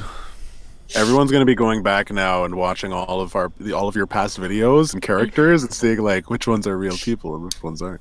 They're all real. Turns out, it's all of my games are biographical. Literally every Interesting. single one, especially Based on- chapters of the Undefeated. Yeah. Especially the one-shot dungeon from last week. That's because Joe and I stumbled across a pyramid at one point. That's right. That one was autobiographical. That was autobiographical. It was Is a this a pyramid pyramid? scheme that we disagreed Oh, on. Paul B is here. What's up, Paul? And Johnny wants to know what noise a penis is supposed to make. Yeah. If I you're was gonna healthy say, and like- correct. Like an elephant trunk? Yeah, that's what I went. sound? I just went thicker. Mine's thicker. What was the thicker sound? I can't do it now. It's too funny. That's nice. That's a fart sound, Harlan. What? That's not your penis, dude. That's not your penis? Should no, be. that's your butthole. What? Well, that's not how I use it. Sorry, do you ejaculate out of your butthole? Yeah, it wouldn't be the first time. Oh my God. You want to have a good time, don't you? You gotta So all do those it. times that you say "suck my dick," you mean something? I mean, suck my ass. You know, I just remembered from the intro. I don't think we did an 18+ warning. I did. And You she- did? Yeah. And we just had to like really like hammer it home that like We really need to ejaculate the. We need Harlan to ask comes out his butt. Harlan comes out his butt. Hi, Mom. Butt comer. Hey, you know what's funny too is sometimes like street names and station names in Toronto. Butt Like comer. there's one that's Old Comer, and then there's another one that is Quick there's a Comer? road near Chris's actually called Cobbledick Road. I love Cobbledick. Every time we drive we pass Cobbledick. it, we're like Cobbledick. Which actually is an interesting thing to say. Today marks the first time that you can legally smoke and purchase weed in Canada. which is pretty cool. Today is a pretty cool day. I don't partake, but I think it's good. I'm pro. I'm definitely pro it. I think it's a pretty nifty thing. Second nation in the world, I think, is the thing. How do you feel about weed, Justin? I'm pro. Do we have that on? Yeah, I've now I can say it. I've smoked a reefer or two in my day. Whoa, you have? Whoa! 18 plus, 18 plus.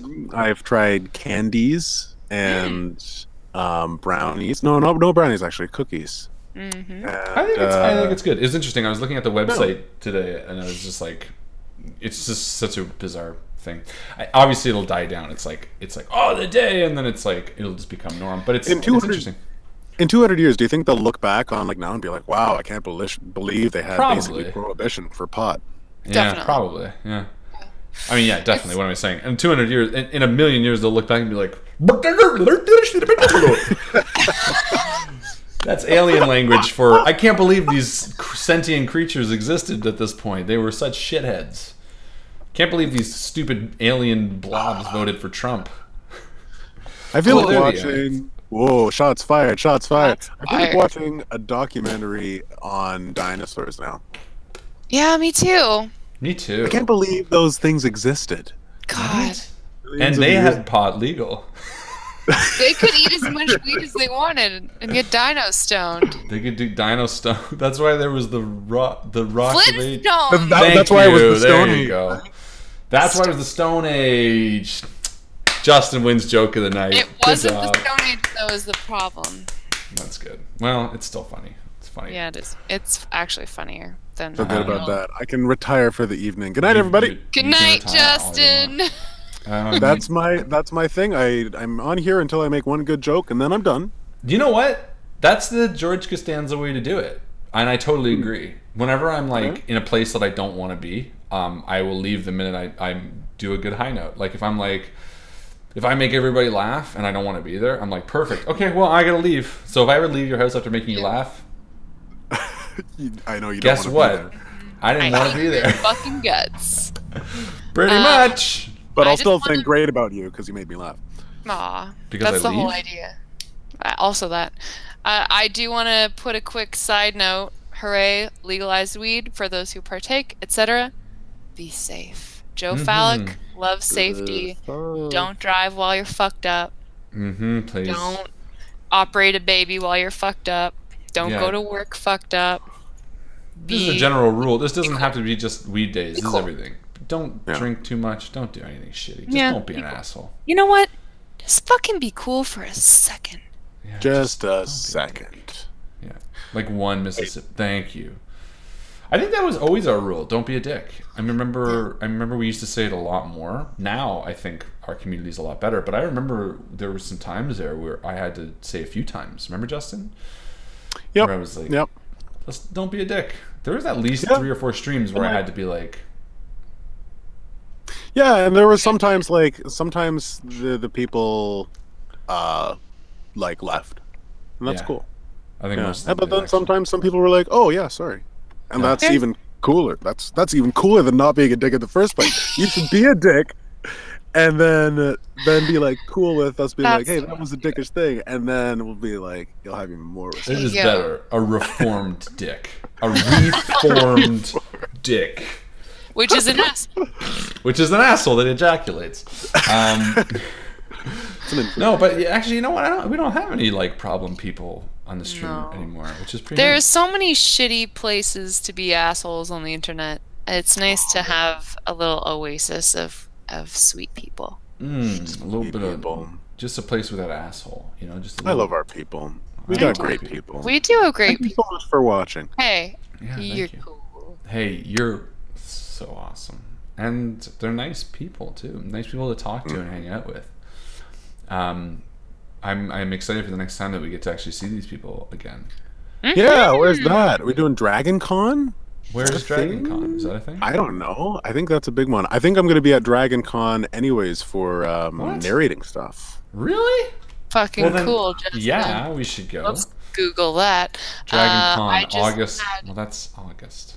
Yeah, I just had a meeting yesterday about the D&D that's going to be happening at Breakout Con. Oh, that Breakout. That's going to be in March of 2019 in Toronto. If you want to come, it's a convention that's entirely about role-playing games and board games, which that sounds great. So fun. It's When got was the all date the again? like. It's during the March break. The only thing we got to be mindful of as Henry's family is that Henry's birthday is the 20th. I was just gonna say, yeah. Isn't that on the Monday this year? It is, but we'll probably do something on the Sunday. So I would say try not to book stuff on the Sunday if you can avoid March 20th is a Wednesday. Oh, right. But, it's his book weekend. something. Well, maybe it'll be after, actually. Maybe we'll do after. Well, we can talk about this off stream, but there are No, many. everybody in the world needs to know when Henry's birthday. It's going to be a huge He's bash. turning 2 years old, everybody. This is the cutest. He was so cuddly this morning and like so sweet. Look at this little boy. Sweet kid. He's just lying in bed. I was like, "Can you stay here?" He's like, "Yeah." Yeah, I'm showing videos of my child on stream. I don't give a fuck. This is the best way to share is like by holding your phone up to a camera. That's If there's connected another to way, a- I don't want to know it. It's like the only way I want to share ever. I unplugged my audio. I can't hear you guys now. Good. Well, I just Now heard you go. I saw you go, which to me means good. Good. I don't give a shit. All right, fixed. So mid-game post. Yeah, who won? You're the one who does the colors. Everyone got it correct. 1, 2, 3, 4, 5. Johnny Ray said periwinkle and blorange. I think he's just being funny. I don't even know what that is. 7. Blorange is a cool color. It's 7 with Johnny and 6 without. So I don't know if you want to give it to him for periwinkle and blorange. Johnny. Johnny's the kid in the class who's like, teacher, fart, instead of the answer. And you're like, you fucking know it. You're just being stupid. Teacher, fart. That's so good. Puts your hand up. I know. Johnny's the kid in the class that goes, the teacher's gone. Let's all turn our desks around. Johnny's the reason that And then only he does. Rin's the kid in class who's got all the notes. Oh my god. And then they hooked up. It's the most adorable thing I've ever heard. Bjorn and Chris are the ones in the class in the back making out. Megan Dawn does. Megan's all the one in the readings. bath. She does all the readings. That's right. That's right. She does. God, I would Jeff's love. the one that's drunk. I would love to see a class full of the baby versions of all of the people that we hang out with. Michael and Brianna are like passing each other notes. Broodling babies. Oh my god, it's a spin-off! Carly's just doodling the entire time. Yes. And making ducky quotes. Jeff's got one earbud in, rocking out to Kids Bop. Definitely. And then I guess I'm the teacher. And then We're all the teacher. I'm the substitute teacher. Well, yeah. I think you guys are like... We teach different courses. Oh yeah, Maybe. that's fair. I feel like Harlan just puts movies on. He's Chris... like... Whoa! No. Chris is the gym teacher.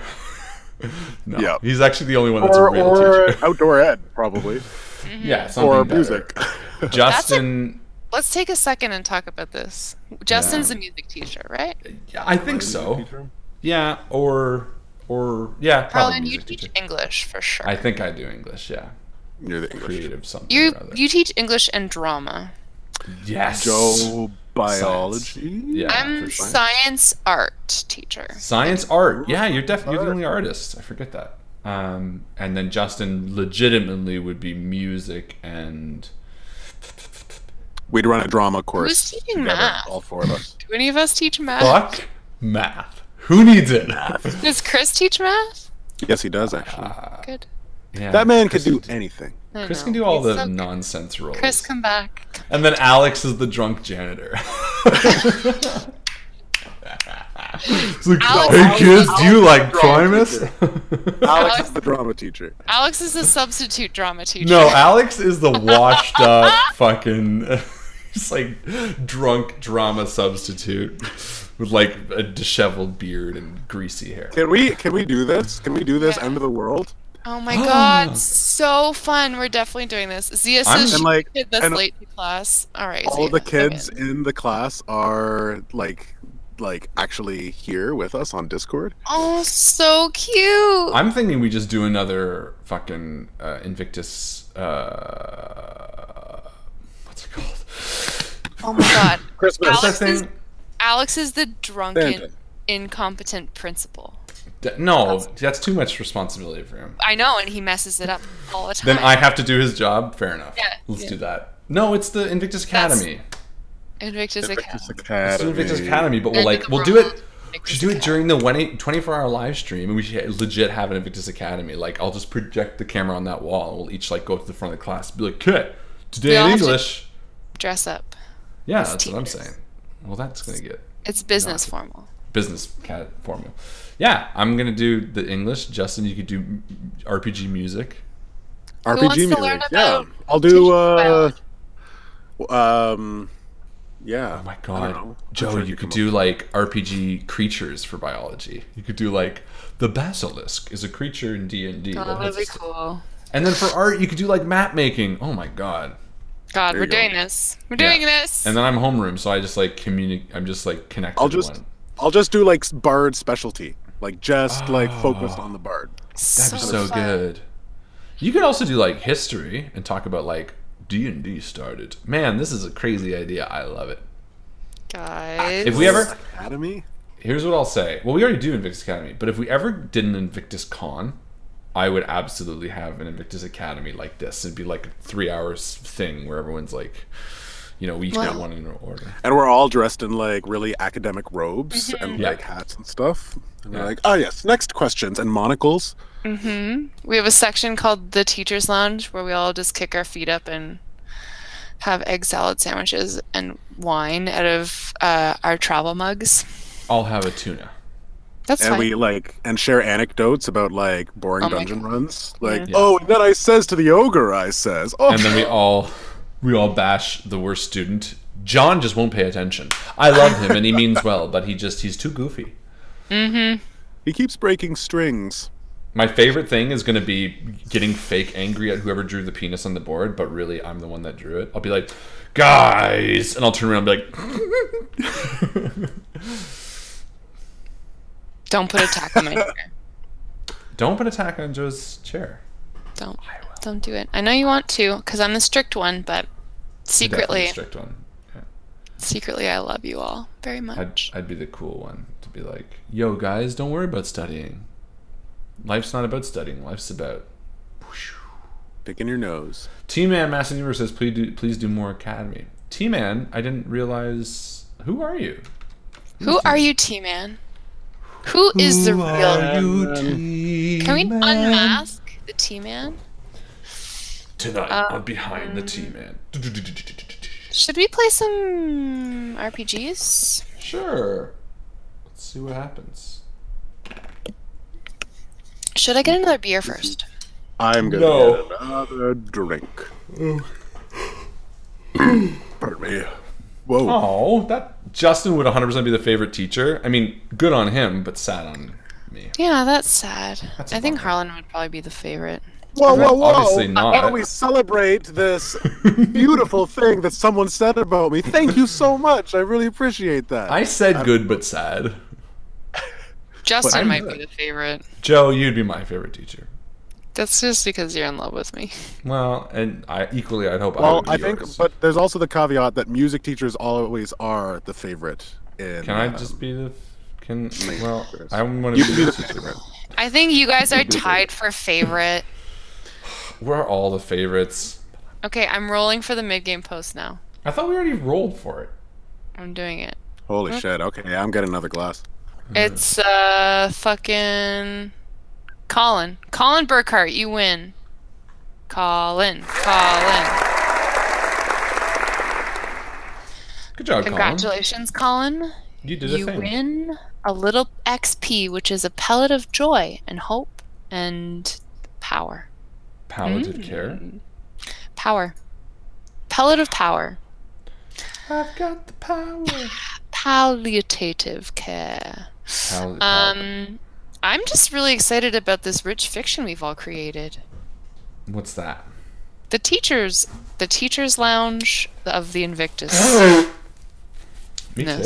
Maybe we should like just forget the rest of the game and play out. I'm kind of more into that than like. Ouch. Well, you know that horror and me don't mix very well. Well, we're immiscible liquids like oil and water. You gotta add a little emulsifying action. Like laundry detergent. Yeah, or agitation. Well, I will agitate the fuck out of you.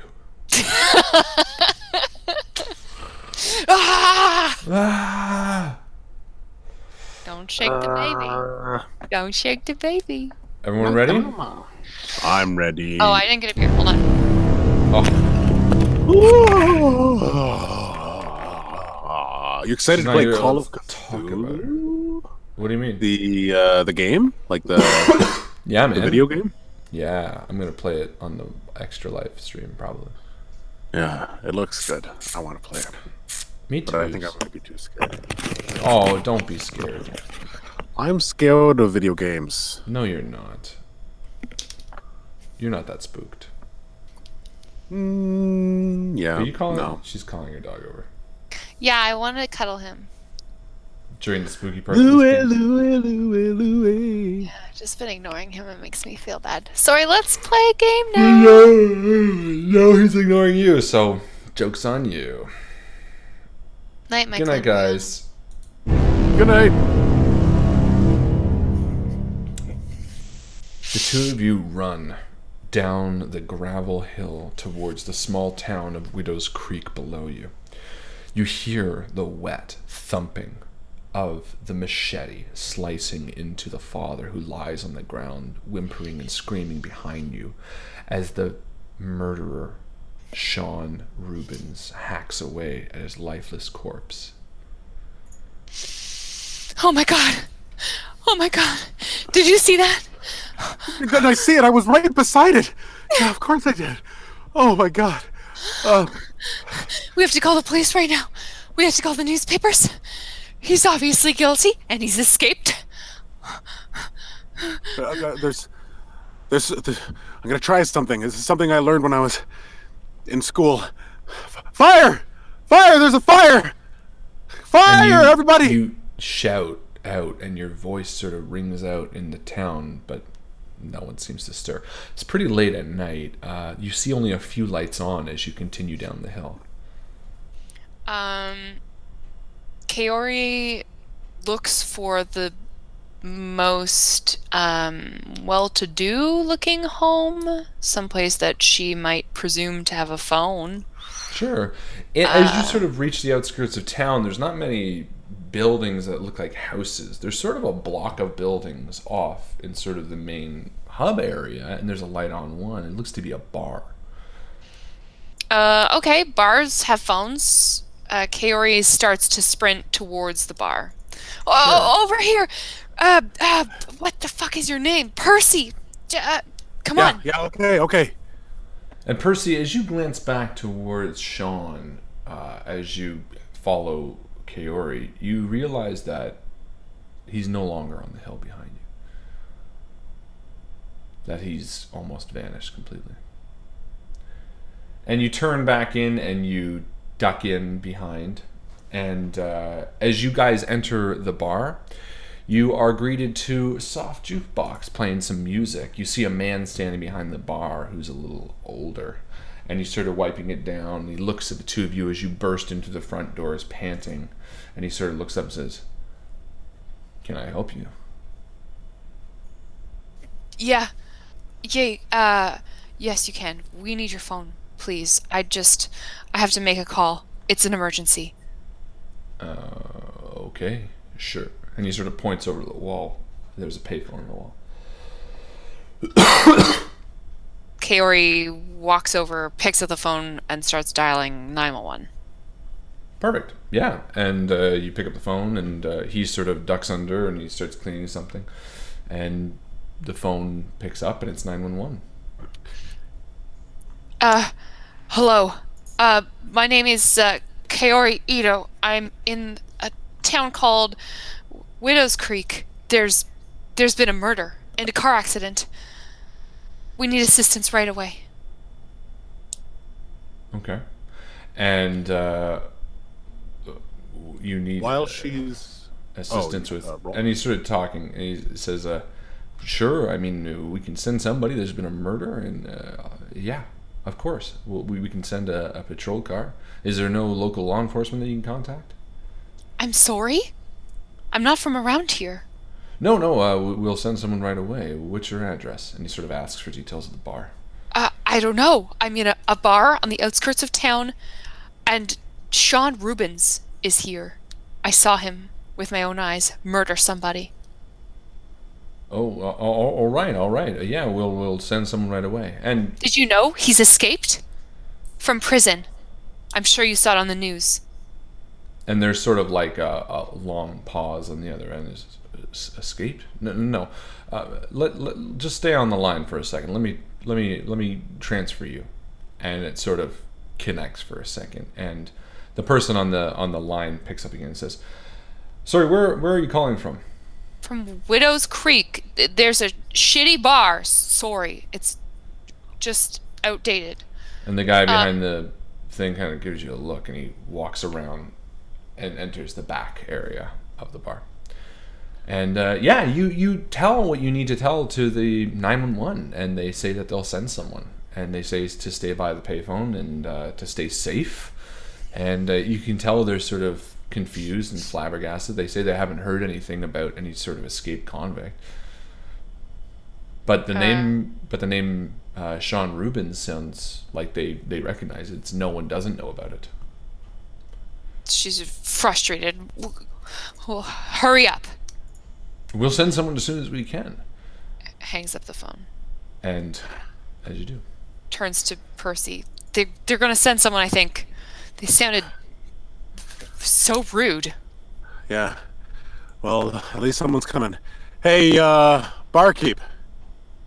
Hey. I knock on the back door. And it's there's sort of a double swing door in the back. There's sort of a kitchen area, and he's gone back there. And as you knock on the door, you don't really hear anything. And I turn back to Kaori. I don't really think of it. I'm sure he's going to come back any moment. And I say, why didn't he attack us? We were right in front of us. He literally pushed us out of the way. Not the what do you mean? Barkeeper. The fucking Sean. Why didn't he attack us back there? He went straight for the... He went straight for the fucking pastor. Maybe he was confused, or he didn't see us, or he did see us and he's been following us, or... Something's not adding up. That... Maybe he's watching us right now. Like he's saving us for something. Do you think... I don't know. Hey, barkeep, get back in here! And you don't hear anything from the back. And as you sort of listen for a second, you hear sort of a pot lid fall. That sort of... Love that. Me too. So satisfying. Okay. Percy goes behind the bar and starts rummaging around. What? What? Do you know him from somewhere? Maybe you know. Maybe he's trying to. Maybe he's sparing your life because he. You guys used to go to school together, or do you know this man? Do you know him? Did we used to go to school together? And I don't know. I don't think I went to school with Sean Rubens. Okay. Now, I'm looking around the bar, and I rolled. And I got a 9. Yeah. What are you looking for? I'm looking for a gun. Okay. Perfect. Or some type of what?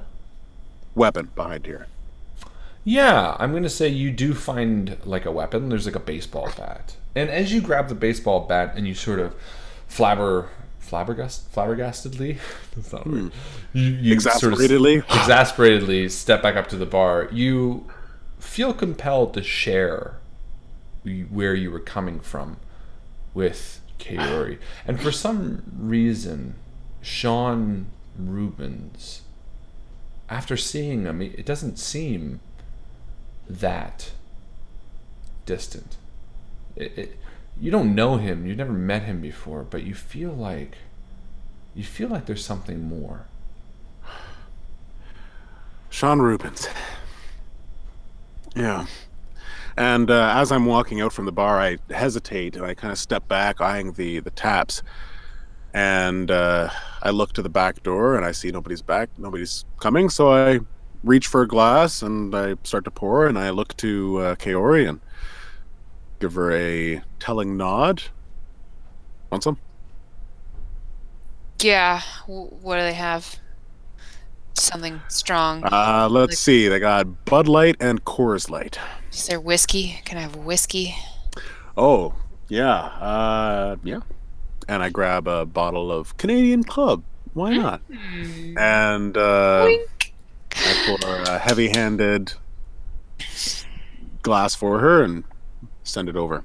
Kaori slides up to the bar, sits down on a stool across from where Percy stands behind the bar. She says, 911 said that they would send someone, but that we're supposed to stay here near the payphone. Do you think we're safe? I think we should hang out here for a little bit. Well, here. And I walk around to the front of the bar and I lock the door. Hopefully, if the back door is unlocked, then the barkeep will tell us. But yeah, cheers. Cheers. Fucking shitty night and hopefully a less shitty date. Yeah. I mean, you're miles off that other guy. How old are you, by the way? She looks at you kind of an awkward way. That's a forward question. Sorry. What? I mean, it's not like I'm asking anything weird. I'm 42. Anyway. 42. And yeah, tonight I was not doing anything as exciting as a fucking date. I was with my mom. Just had to put her in a nursing home. I was supposed to be out of there by 3 o'clock today. But she didn't take very well to it. Early onset dementia, you know. So I stayed with her. She was really confused and then angry and then just fucking exploded. So I told the nurses that I'd stay with her there. And as I'm talking, my shoulders kind of go up and you can tell I'm getting a little stressed out. I don't like places like that, you know. Nursing homes, it's just fucking chaos. Not everybody, you know, like, you know, there's people there though that are yelling and screaming and people are running quickly and there's smells and it irks me in a way that you wouldn't understand. I clean for a living. I don't do institutions too much, but I do make my way around to the homes of the feeble and infirm, and I believe you when you say the smell is something altogether unacceptable. And Percy thinks he hears something and his head goes up. Everything's still for a second. And you realize that you haven't heard anything moving in the back in quite some time besides that bull sort of falling over. Shit. Oh, fuck. You think he's all right? Hey, barkeep. We're gonna rob this place. And you hear a...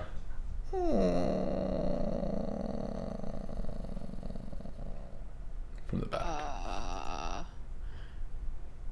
Kaori puts down her rocks glass, stands up, and slowly walks her way toward the kitchen door. And slowly, you reach out towards the kitchen door. Bum bum bum bum bum bum bum bum bum bum bum bum bum. An evil woman starts playing on the jukebox and like cuts the silence for a moment as you like Evil woman. and you sort of nervously like look over and you're like, oh, as you continue reaching out and you push open the kitchen door and the incandescent school lights. I don't know what they're called. Fluorescent? Fluorescent. That's much more correct. The fluorescent lights sort of give off this almost school-like glow to the kitchen. One of them sort of flickers as you push open the door, and you see the kitchen area sort of messy and left untidy. You see the deep fryer still bubbling away. You see the microwave sort of half open. It looks sort of just like it's been abandoned as you sort of creak into the back area. Hello? Is there anyone here? Hey, barkeep. You hear that sound again, but it sounds like it's coming from around the corner of this kitchen. She takes Megan's advice and finds a knife block, arms herself with altogether less sharp than she would have liked butcher knife, and walks cautiously to the back of the kitchen where the walk-in refrigerator is. Percy. Are you being a Percy? Percy. And I chug a little bit more of my beer, and I kind of feel a twisted sense of conflicted emotions as I walk into the back, as I think to myself how much I love this song.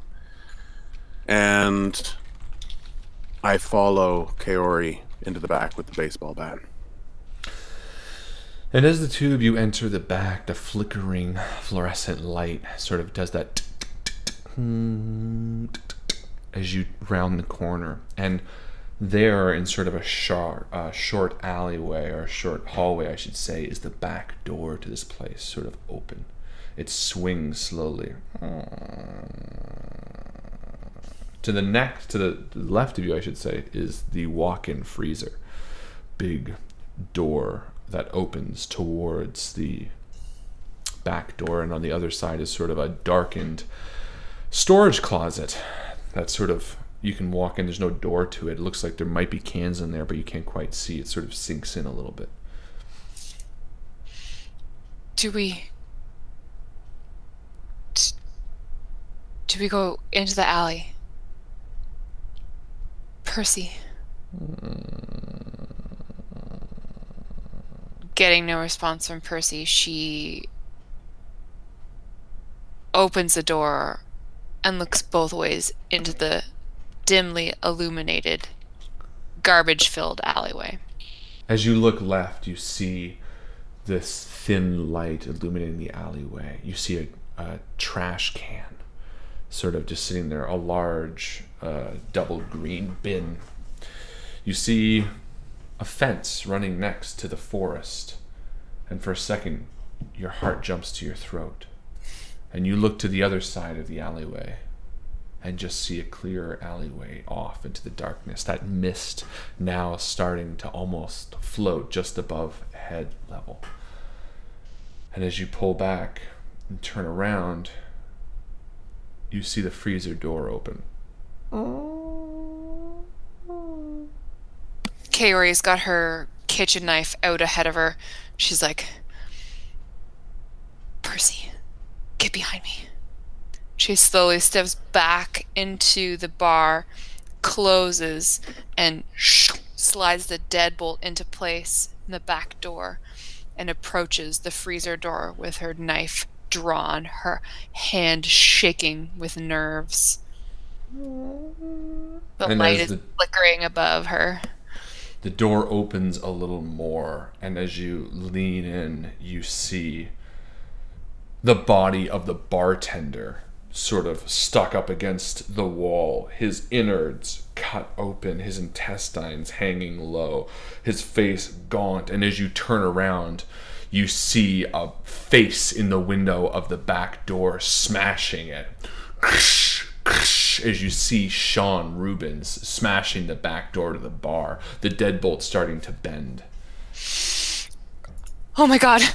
Percy, run! And Kaori grabs Percy's arm as he trails the bat in his other arm, as the two of them make their way from the kitchen after having seen the body of the bartender, just guts splayed in the freezer, icing over, just runs into the bar. We have to get out of here. And you pile over the front of the bartender, or the bar rather, as you hear the back door bend and break open. It was only a small deadbolt, you know, and with weight it's sort of being pushed open. And you hear the thumping of Sean Rubens entering the kitchen area as the two of you run out into the main bar area. What do we do? The cop wanted us to stay here. No. We have to leave. This guy's gonna murder us. Okay, fuck! And I run to the door and I start unlocking it where I had locked it. And there's like lock after lock after lock. And what are you doing as he's doing this, Carrie? She's standing in the doorway with the knife still raised, the doorway to the kitchen, kind of staring back over her shoulder at the gore that's littering the door to the freezer. She's just snapping her hand. Kaori, think. Okay, so, what did that, the woman in the woods, what was the name? Percy, what was the name of the woman in the woods? And Percy, you're unlocking the front door. Dottons. Something Dottons. We gotta go. Linda? And, Kaori, as you are waiting for him to turn the corner, and you're waiting, Percy, you open the door and you see a man standing in front of you. An older man. He's like, oh, why was the bar locked? Who are you? There's a murderer here. You gotta run. What are you talking about? Don't fucking second guess me. Just fucking run. Do you want to die? What? No, is that a threat? And Kaori, you're sort of standing at the door to the kitchen waiting for Sean to turn around the corner, but it's been a few minutes now and he hasn't. And as you look over, Percy, you see the man standing in front of you. He's like, whoa, is that a threat? And his voice just, as a machete drives into his head from the side, and sort of his face sort of sinks to the side as his eyeballs begin sort of squeezing out his head as the machete drives deeper and deeper into his skull. And Sean Rubin steps into the doorway and pulls his machete out and steps towards you in the front hall, or in the front, through the front door. And I've got my baseball bat. Run, Kaori! Run, get out of here! She takes off through the back. And you do, and you run through the back, and as you do, the blood from the intestines of the bartender are leaking out. You sort of slip on the blood, and you begin running out the back hall. And give me a 1d10 roll, Justin. Okay. Oh, guess who's got an open dice stream again? Hey. That's the sound my penis makes. Call back. When your penis is disappointed? No, he's never disappointed. No? Okay, I got a 7. Lucky bastard. So, Sean comes up and takes a swipe at you, and as you're holding up your baseball bat, and he cuts it clean in half as it sinks through to the bar and like drams in, and he's like, and for everyone asking why I didn't kill them first, it's because it's a game that has to go on for 3 hours. But guess what? We're over the halfway point, everyone. And he pulls out his machete, and you have a moment to act. What do you do? I'm going to run. I'm going to go out the back and follow Kaori's footsteps.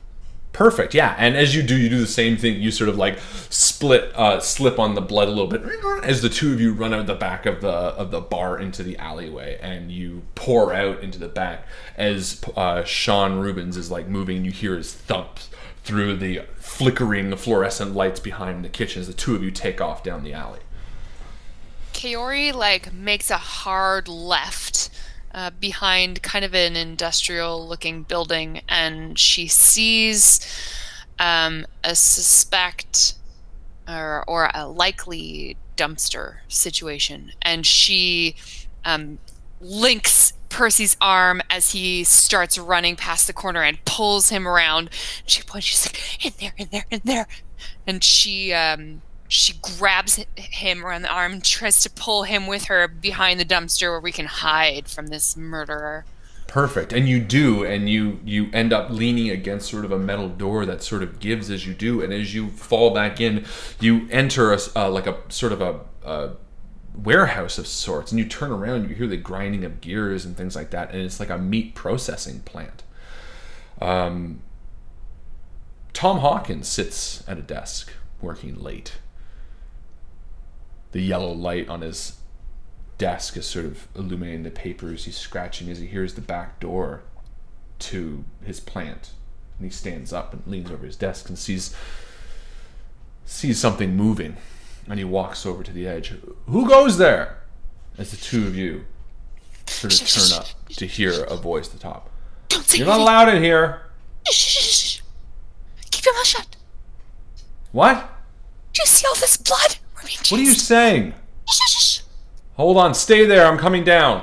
And he picks up a flashlight off the sort of counter, and he begins walking down the industrial, metal stairs, clink, clink, towards the back door. What are the two of you doing? I'm kind of paralyzed, just kind of following Carrie's lead right now.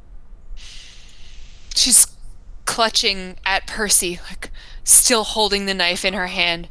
She sort of looks around and she thinks for a second, and she tucks the knife into the tie of the dress that she's wearing behind her, so that it's not immediately visible but still accessible. She's like, okay. Keep your voice down. Keep your voice down. Keep your voice down. And he comes down and says, Who's there? What are you doing? We're running. There's a murderer. What are you talking? I can't. And he there's the grinding machines next to him, and he sort of flicks on these large industrial lights. And as he does, you see a large hulking figure, maybe 5 feet behind him, silhouetted in a light that he's just flicked on. And he's looking at you like, I don't understand what you're talking about. You're not supposed to be in here. Did I leave that door open?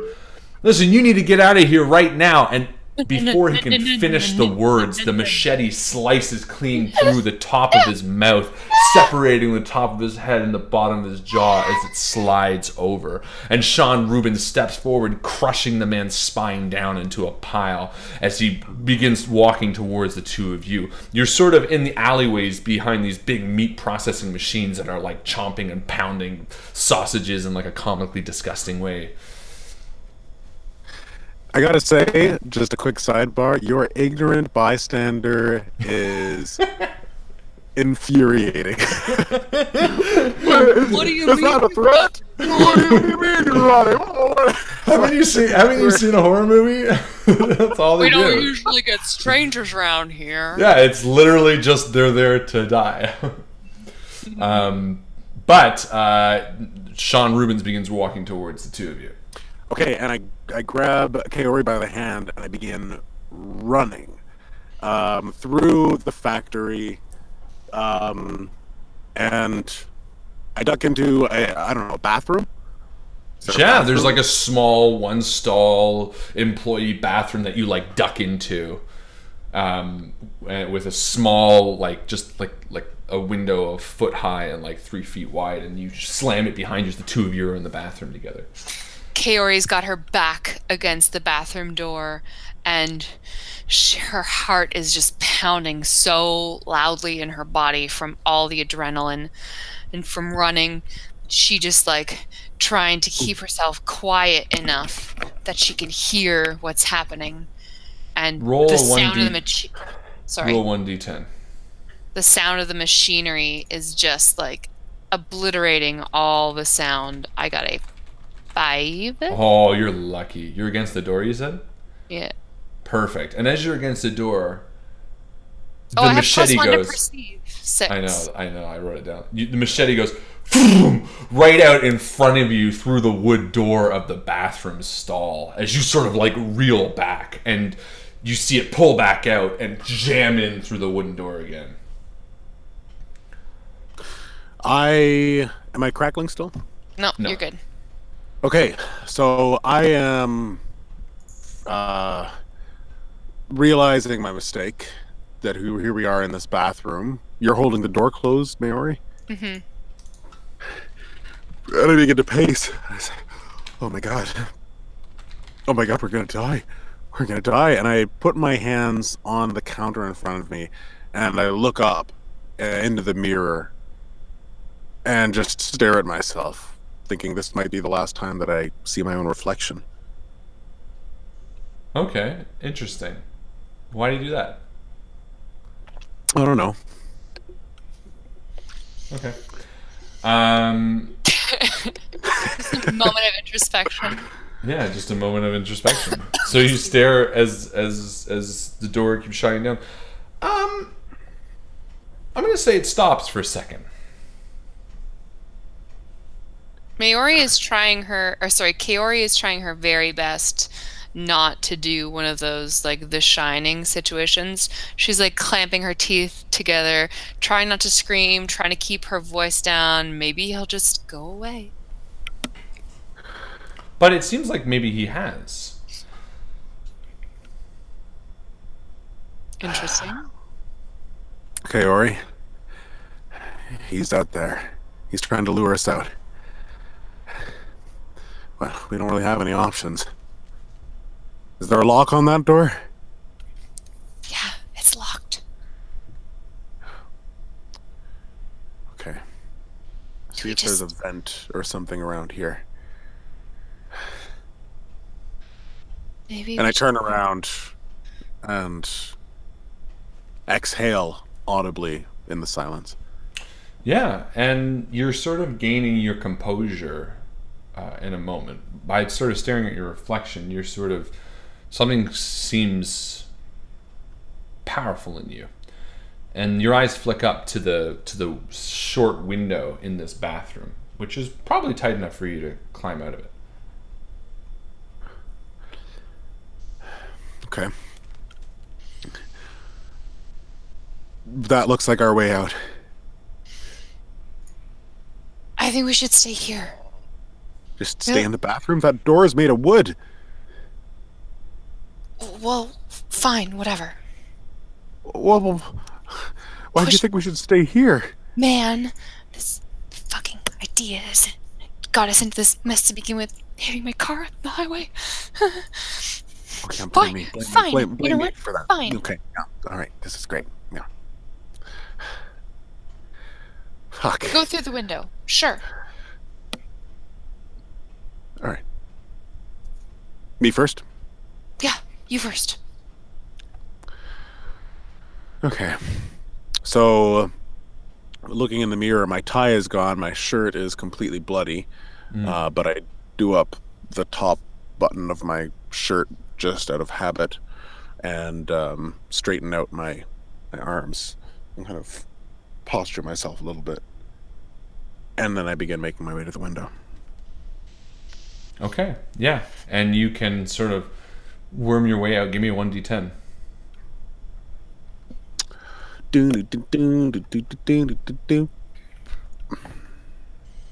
Oh, it's a 3. Okay, yeah, it's a tight fit. And as you do, you sort of hurt yourself. You sort of hurt your wrist. You're kind of like, ow, which has been sort of the whole time since the accident. And as you sort of climb down, you take a little bit of damage, but you do manage to get in the alleyway relatively unscathed. Kaori, are you passing through as well? Yeah, she waits to see how Percy manages to slip down, whether it's, one story drop or whatever. She's all disoriented. And then she pulls herself through after him. She's still got the knife in the back of her dress. Perfect. And Kaori, as you basically fall, you see Sean Rubin's silhouette at the end of the alley. Run, he's here, run. Oh my god, why doesn't this guy just stop? And I run. Perfect. I run. You begin running, and you run out into the main street of this town. The lights are illuminating. It's night, and most of these things are off. You're actually near the opening of the bar again. The front door sort of shattered open. The dead body of the man that was there lying next to you. Phone book, phone book, phone book. We need a phone book. We gotta find that name. Right. Daughton's. You remember What seeing was a the first phone name? book next to the payphone that you use in the bar. Kiori runs back inside and starts leafing through. What did you say it was? How do you spell that? Dottens. Okay. I don't remember the first name. We got a Emily, a Francis, a Linda, a Marcus. Francis. Yeah, and you see a Francis Doughton in the... It's 4:30 Windermere. Okay. Let me just put that into Uber, and we'll be there in 2 minutes. You tear the page out, and you run back out the front door, and Sean Rubens is nowhere to be seen. You quickly look at the street, and it says Windermere. It's only a street over, and you begin running towards it.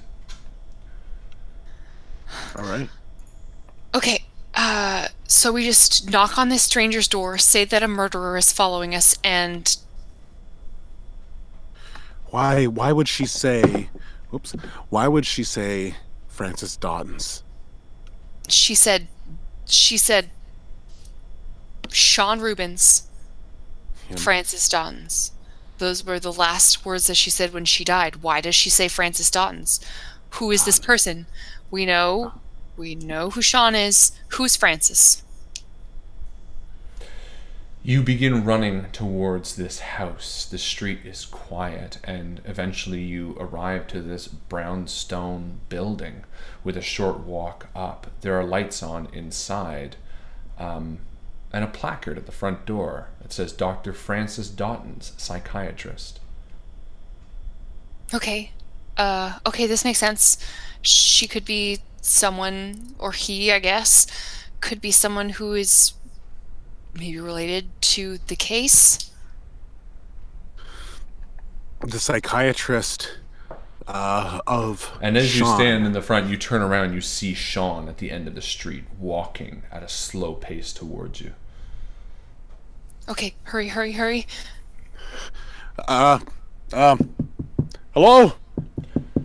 You knock, Hello? and as you knock, there's sort of a give to the door, as if it's not deadbolted. And I jam it open. And it opens. You turn the knob and you open. You can feel the warmth from a crackling fire inside. And there are a few lights on. There's no coat on the hook. There's no shoes by the front door. But it seems like someone may be home or may have recently been home. Francis? You don't hear any answer. And as you enter the main hallway and you turn around and you shut it, you see a desk in the front hall next to sort of a lounge couch. There's a small light on, and there's some papers and a file sitting directly on the desk. The chair is turned as if someone sort of stood up from it briefly. I run over and I start looking through all the documents. And you run over to the top of the... Are the documents, wait, are they like strewed around, sorry? No, they're sort of in a neat pile, and it's actually one file folder sitting directly on top.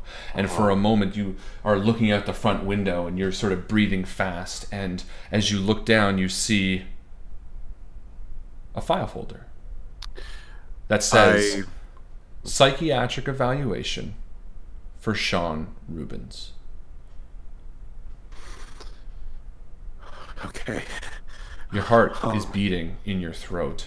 Kiori's sort of nervously looking around the room. You're looking out sort of the glasses. You look back down at this folder, Percy, and something in you, something strong, some sense of motivation makes you open up the front folder, and it says in the first line, "It is my professional opinion that Sean Rubens has been sentenced to a crime he did not commit.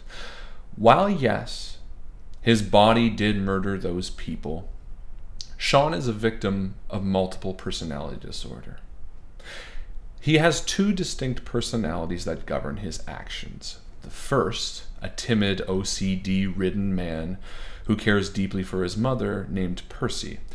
And the second, a ruthless, cunning, manipulative killer who calls herself Kaori Ito. It is this personality that has taken control of Sean's body and forced him to do these abhorrent acts. Rather than death row, he should be helped in a mental institution. And as you stand there, Sean, you hear a voice from the front hall. Sean? A man who had just entered the front door of the brownstone sort of leans around the corner and looks at you. Is it Sean? Who am I talking to? And in your mind, the two of you are still standing in this room together.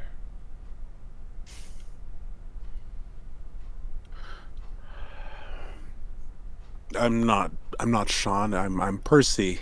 I'm Percy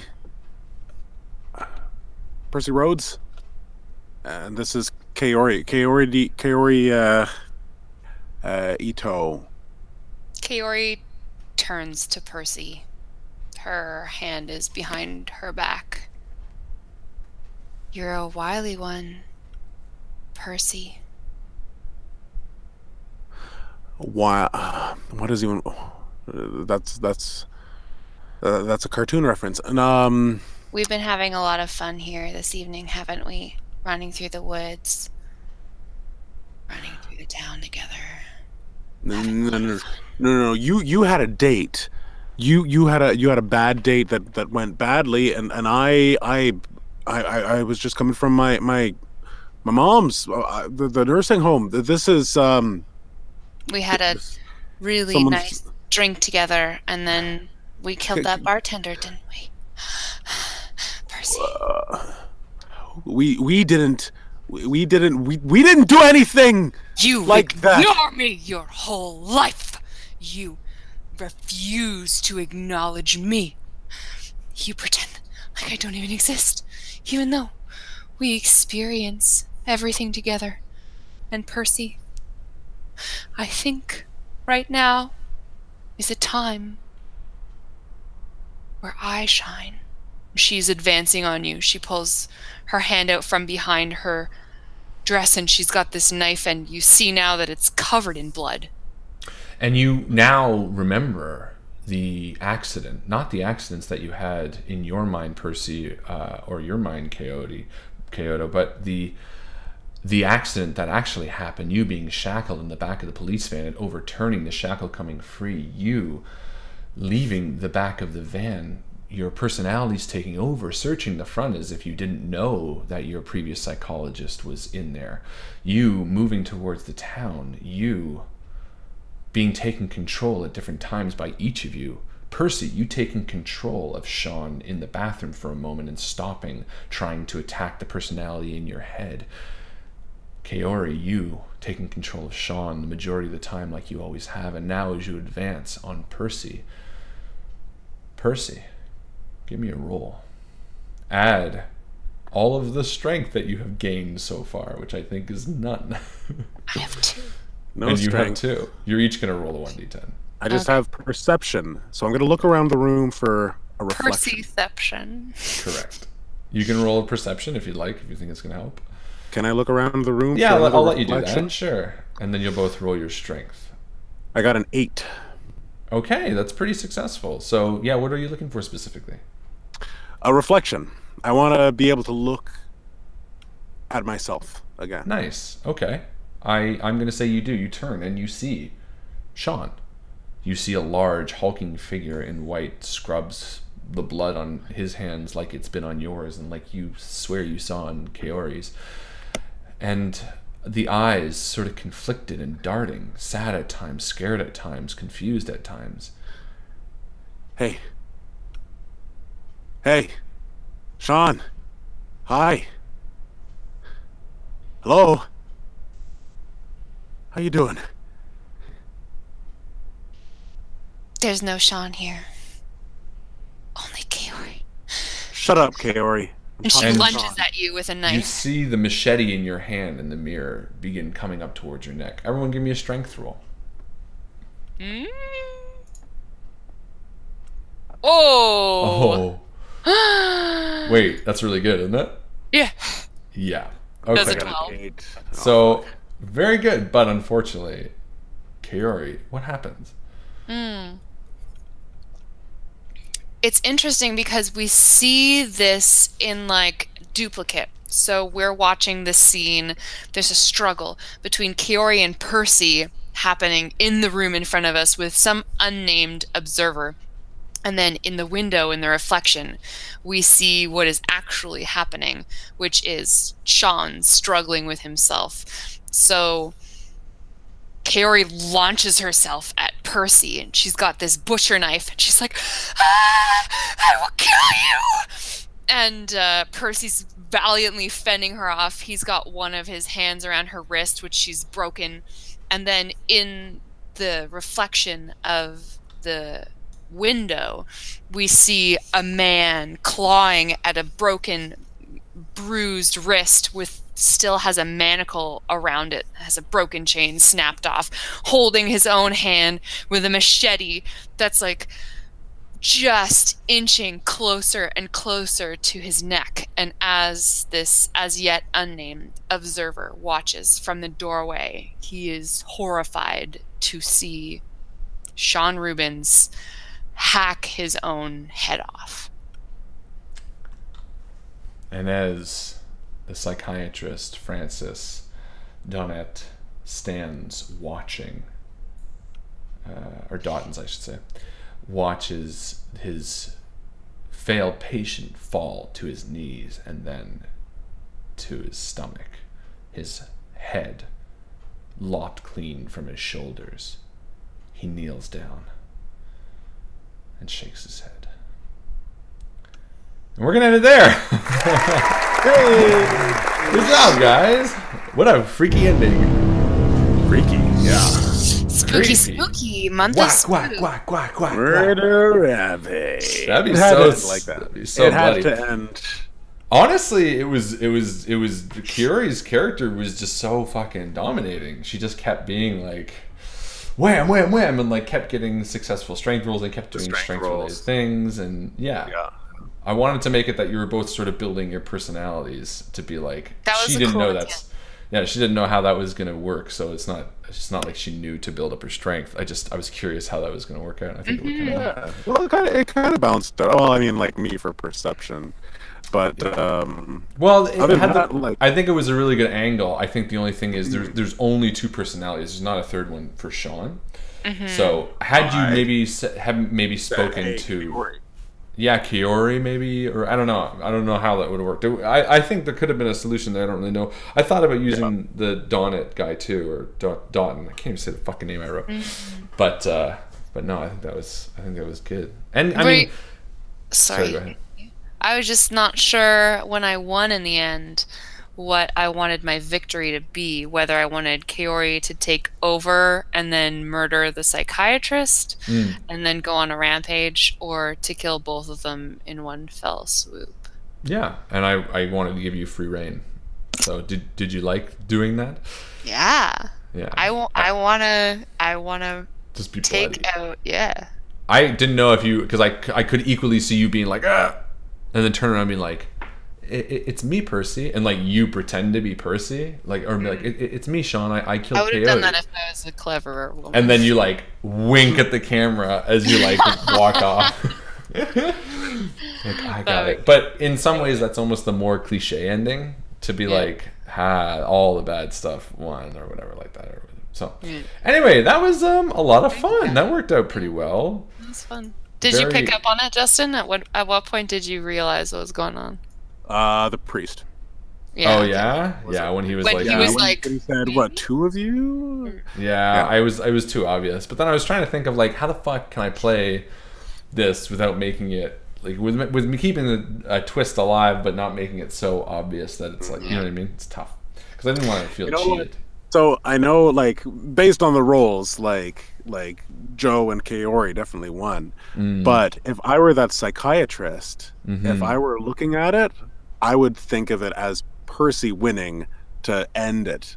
Oh, that's end the whole interesting, thing. actually. Yeah, Yeah. that's right. Yeah, he probably would have seen that as like, oh, well, Sean got his closure. Not like, oh no, I failed. That's fair. That's a better way to think of it. I like that, actually. Yeah. It could have been unclear about who Did it? won. Who won the battle. I thought that was one, says David. Thank you. I But, thought that was great, says David. That was fun. Yeah, I love the concept. That's cool. We've never done anything like that before. We did one similar, but not this. We did, because I was trying to think of how it worked and then comparing it, because we did one called Mind Over Matter where we played 3 parts of one guy, but I didn't play that game. I wasn't there for that one. No, that was me, Michael, and Alex. But the whole thing was he was just strapped to a chair the whole time, and we were playing in his mind. So it wasn't until the ending that it really mattered, where it came out that it was like, oh, this is what it was. This is a lot more difficult because it was trying to balance a character that was like there but not there. I basically wrote the rules that Justin and Joe can control Sean at times, but will watch his actions as a third party. Meaning, when Sean kills, it's Joe's character controlling him, and if Justin tries to do something, he'll be able to control. He'll be able to control as Percy as well. So, like, that's why when you looked in the mirror, I was like, "Why are you doing this?" Because, like, that was sort of you taking a moment and accidentally controlling Sean without realizing it. Right. You know what I mean? Yeah, you were sort of taking an introspective moment rather than just running, and you're being like, okay. And I was like, okay, so now you're actually stopping him, which is kind of cool. Yeah. I liked that. It was a cool little segment for you to... But everyone else is just, you got to understand, horror movies like this is just fodder. You just need people being sliced and diced. No, That's for sure. But one thing, like, I thought was interesting too was that, like, so I the priest happened, and I was like, oh, okay, all right, they were the same person. And then we're in the bar, and then I'm like, well, what if he just like we're actually people, and like he wants one of us to be like, oh, you know what, Sean, you're us, like, you know, you stop trying to attack us, like, you're us. Like, what if I did that, like, and then I just get killed because I'm actually a real person, and all that was just kind of, you were like leading me to that. Yeah. I wish I did the priest a bit differently. I should have made it a little bit. It was a less full obvious. Yeah, it's tough to balance though. To be like, Yeah. literally everything I had to say had to. Well, if you go back, it's tough to, like, that character had to apply. Everything I had to say couldn't be in the male or female. Like, the operator couldn't be like, listen, ma'am, I had, because you're a dude, he would have heard a dude's voice. So he was kind of like, so I had to not use any pronouns.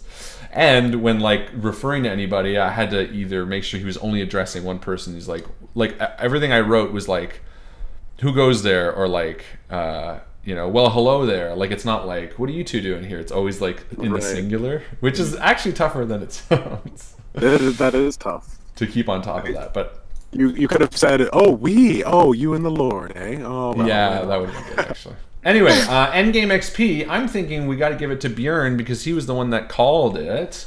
Yeah, right after you said. I know, It was like, frustratingly so. Yeah. The minute he said that, I was like, fuck. Whatever. Anyway, thank you guys so much for hanging out with us. This Sunday we're doing a spooky stream, Visage. Make sure you come by and hang out. It's going to be a lot of fun. It is an early morning for us, though, so we are going to be saying so long, farewell, Auf Wiedersehen. I hope you have a fantastic night, and thank you so much for being with us. As my very good friend Justin always likes to say... Who won MVP? Bjorn. Bjorn. Oh, congratulations, Bjorn. Congratulations, Congratulations, Bjorn. Good night.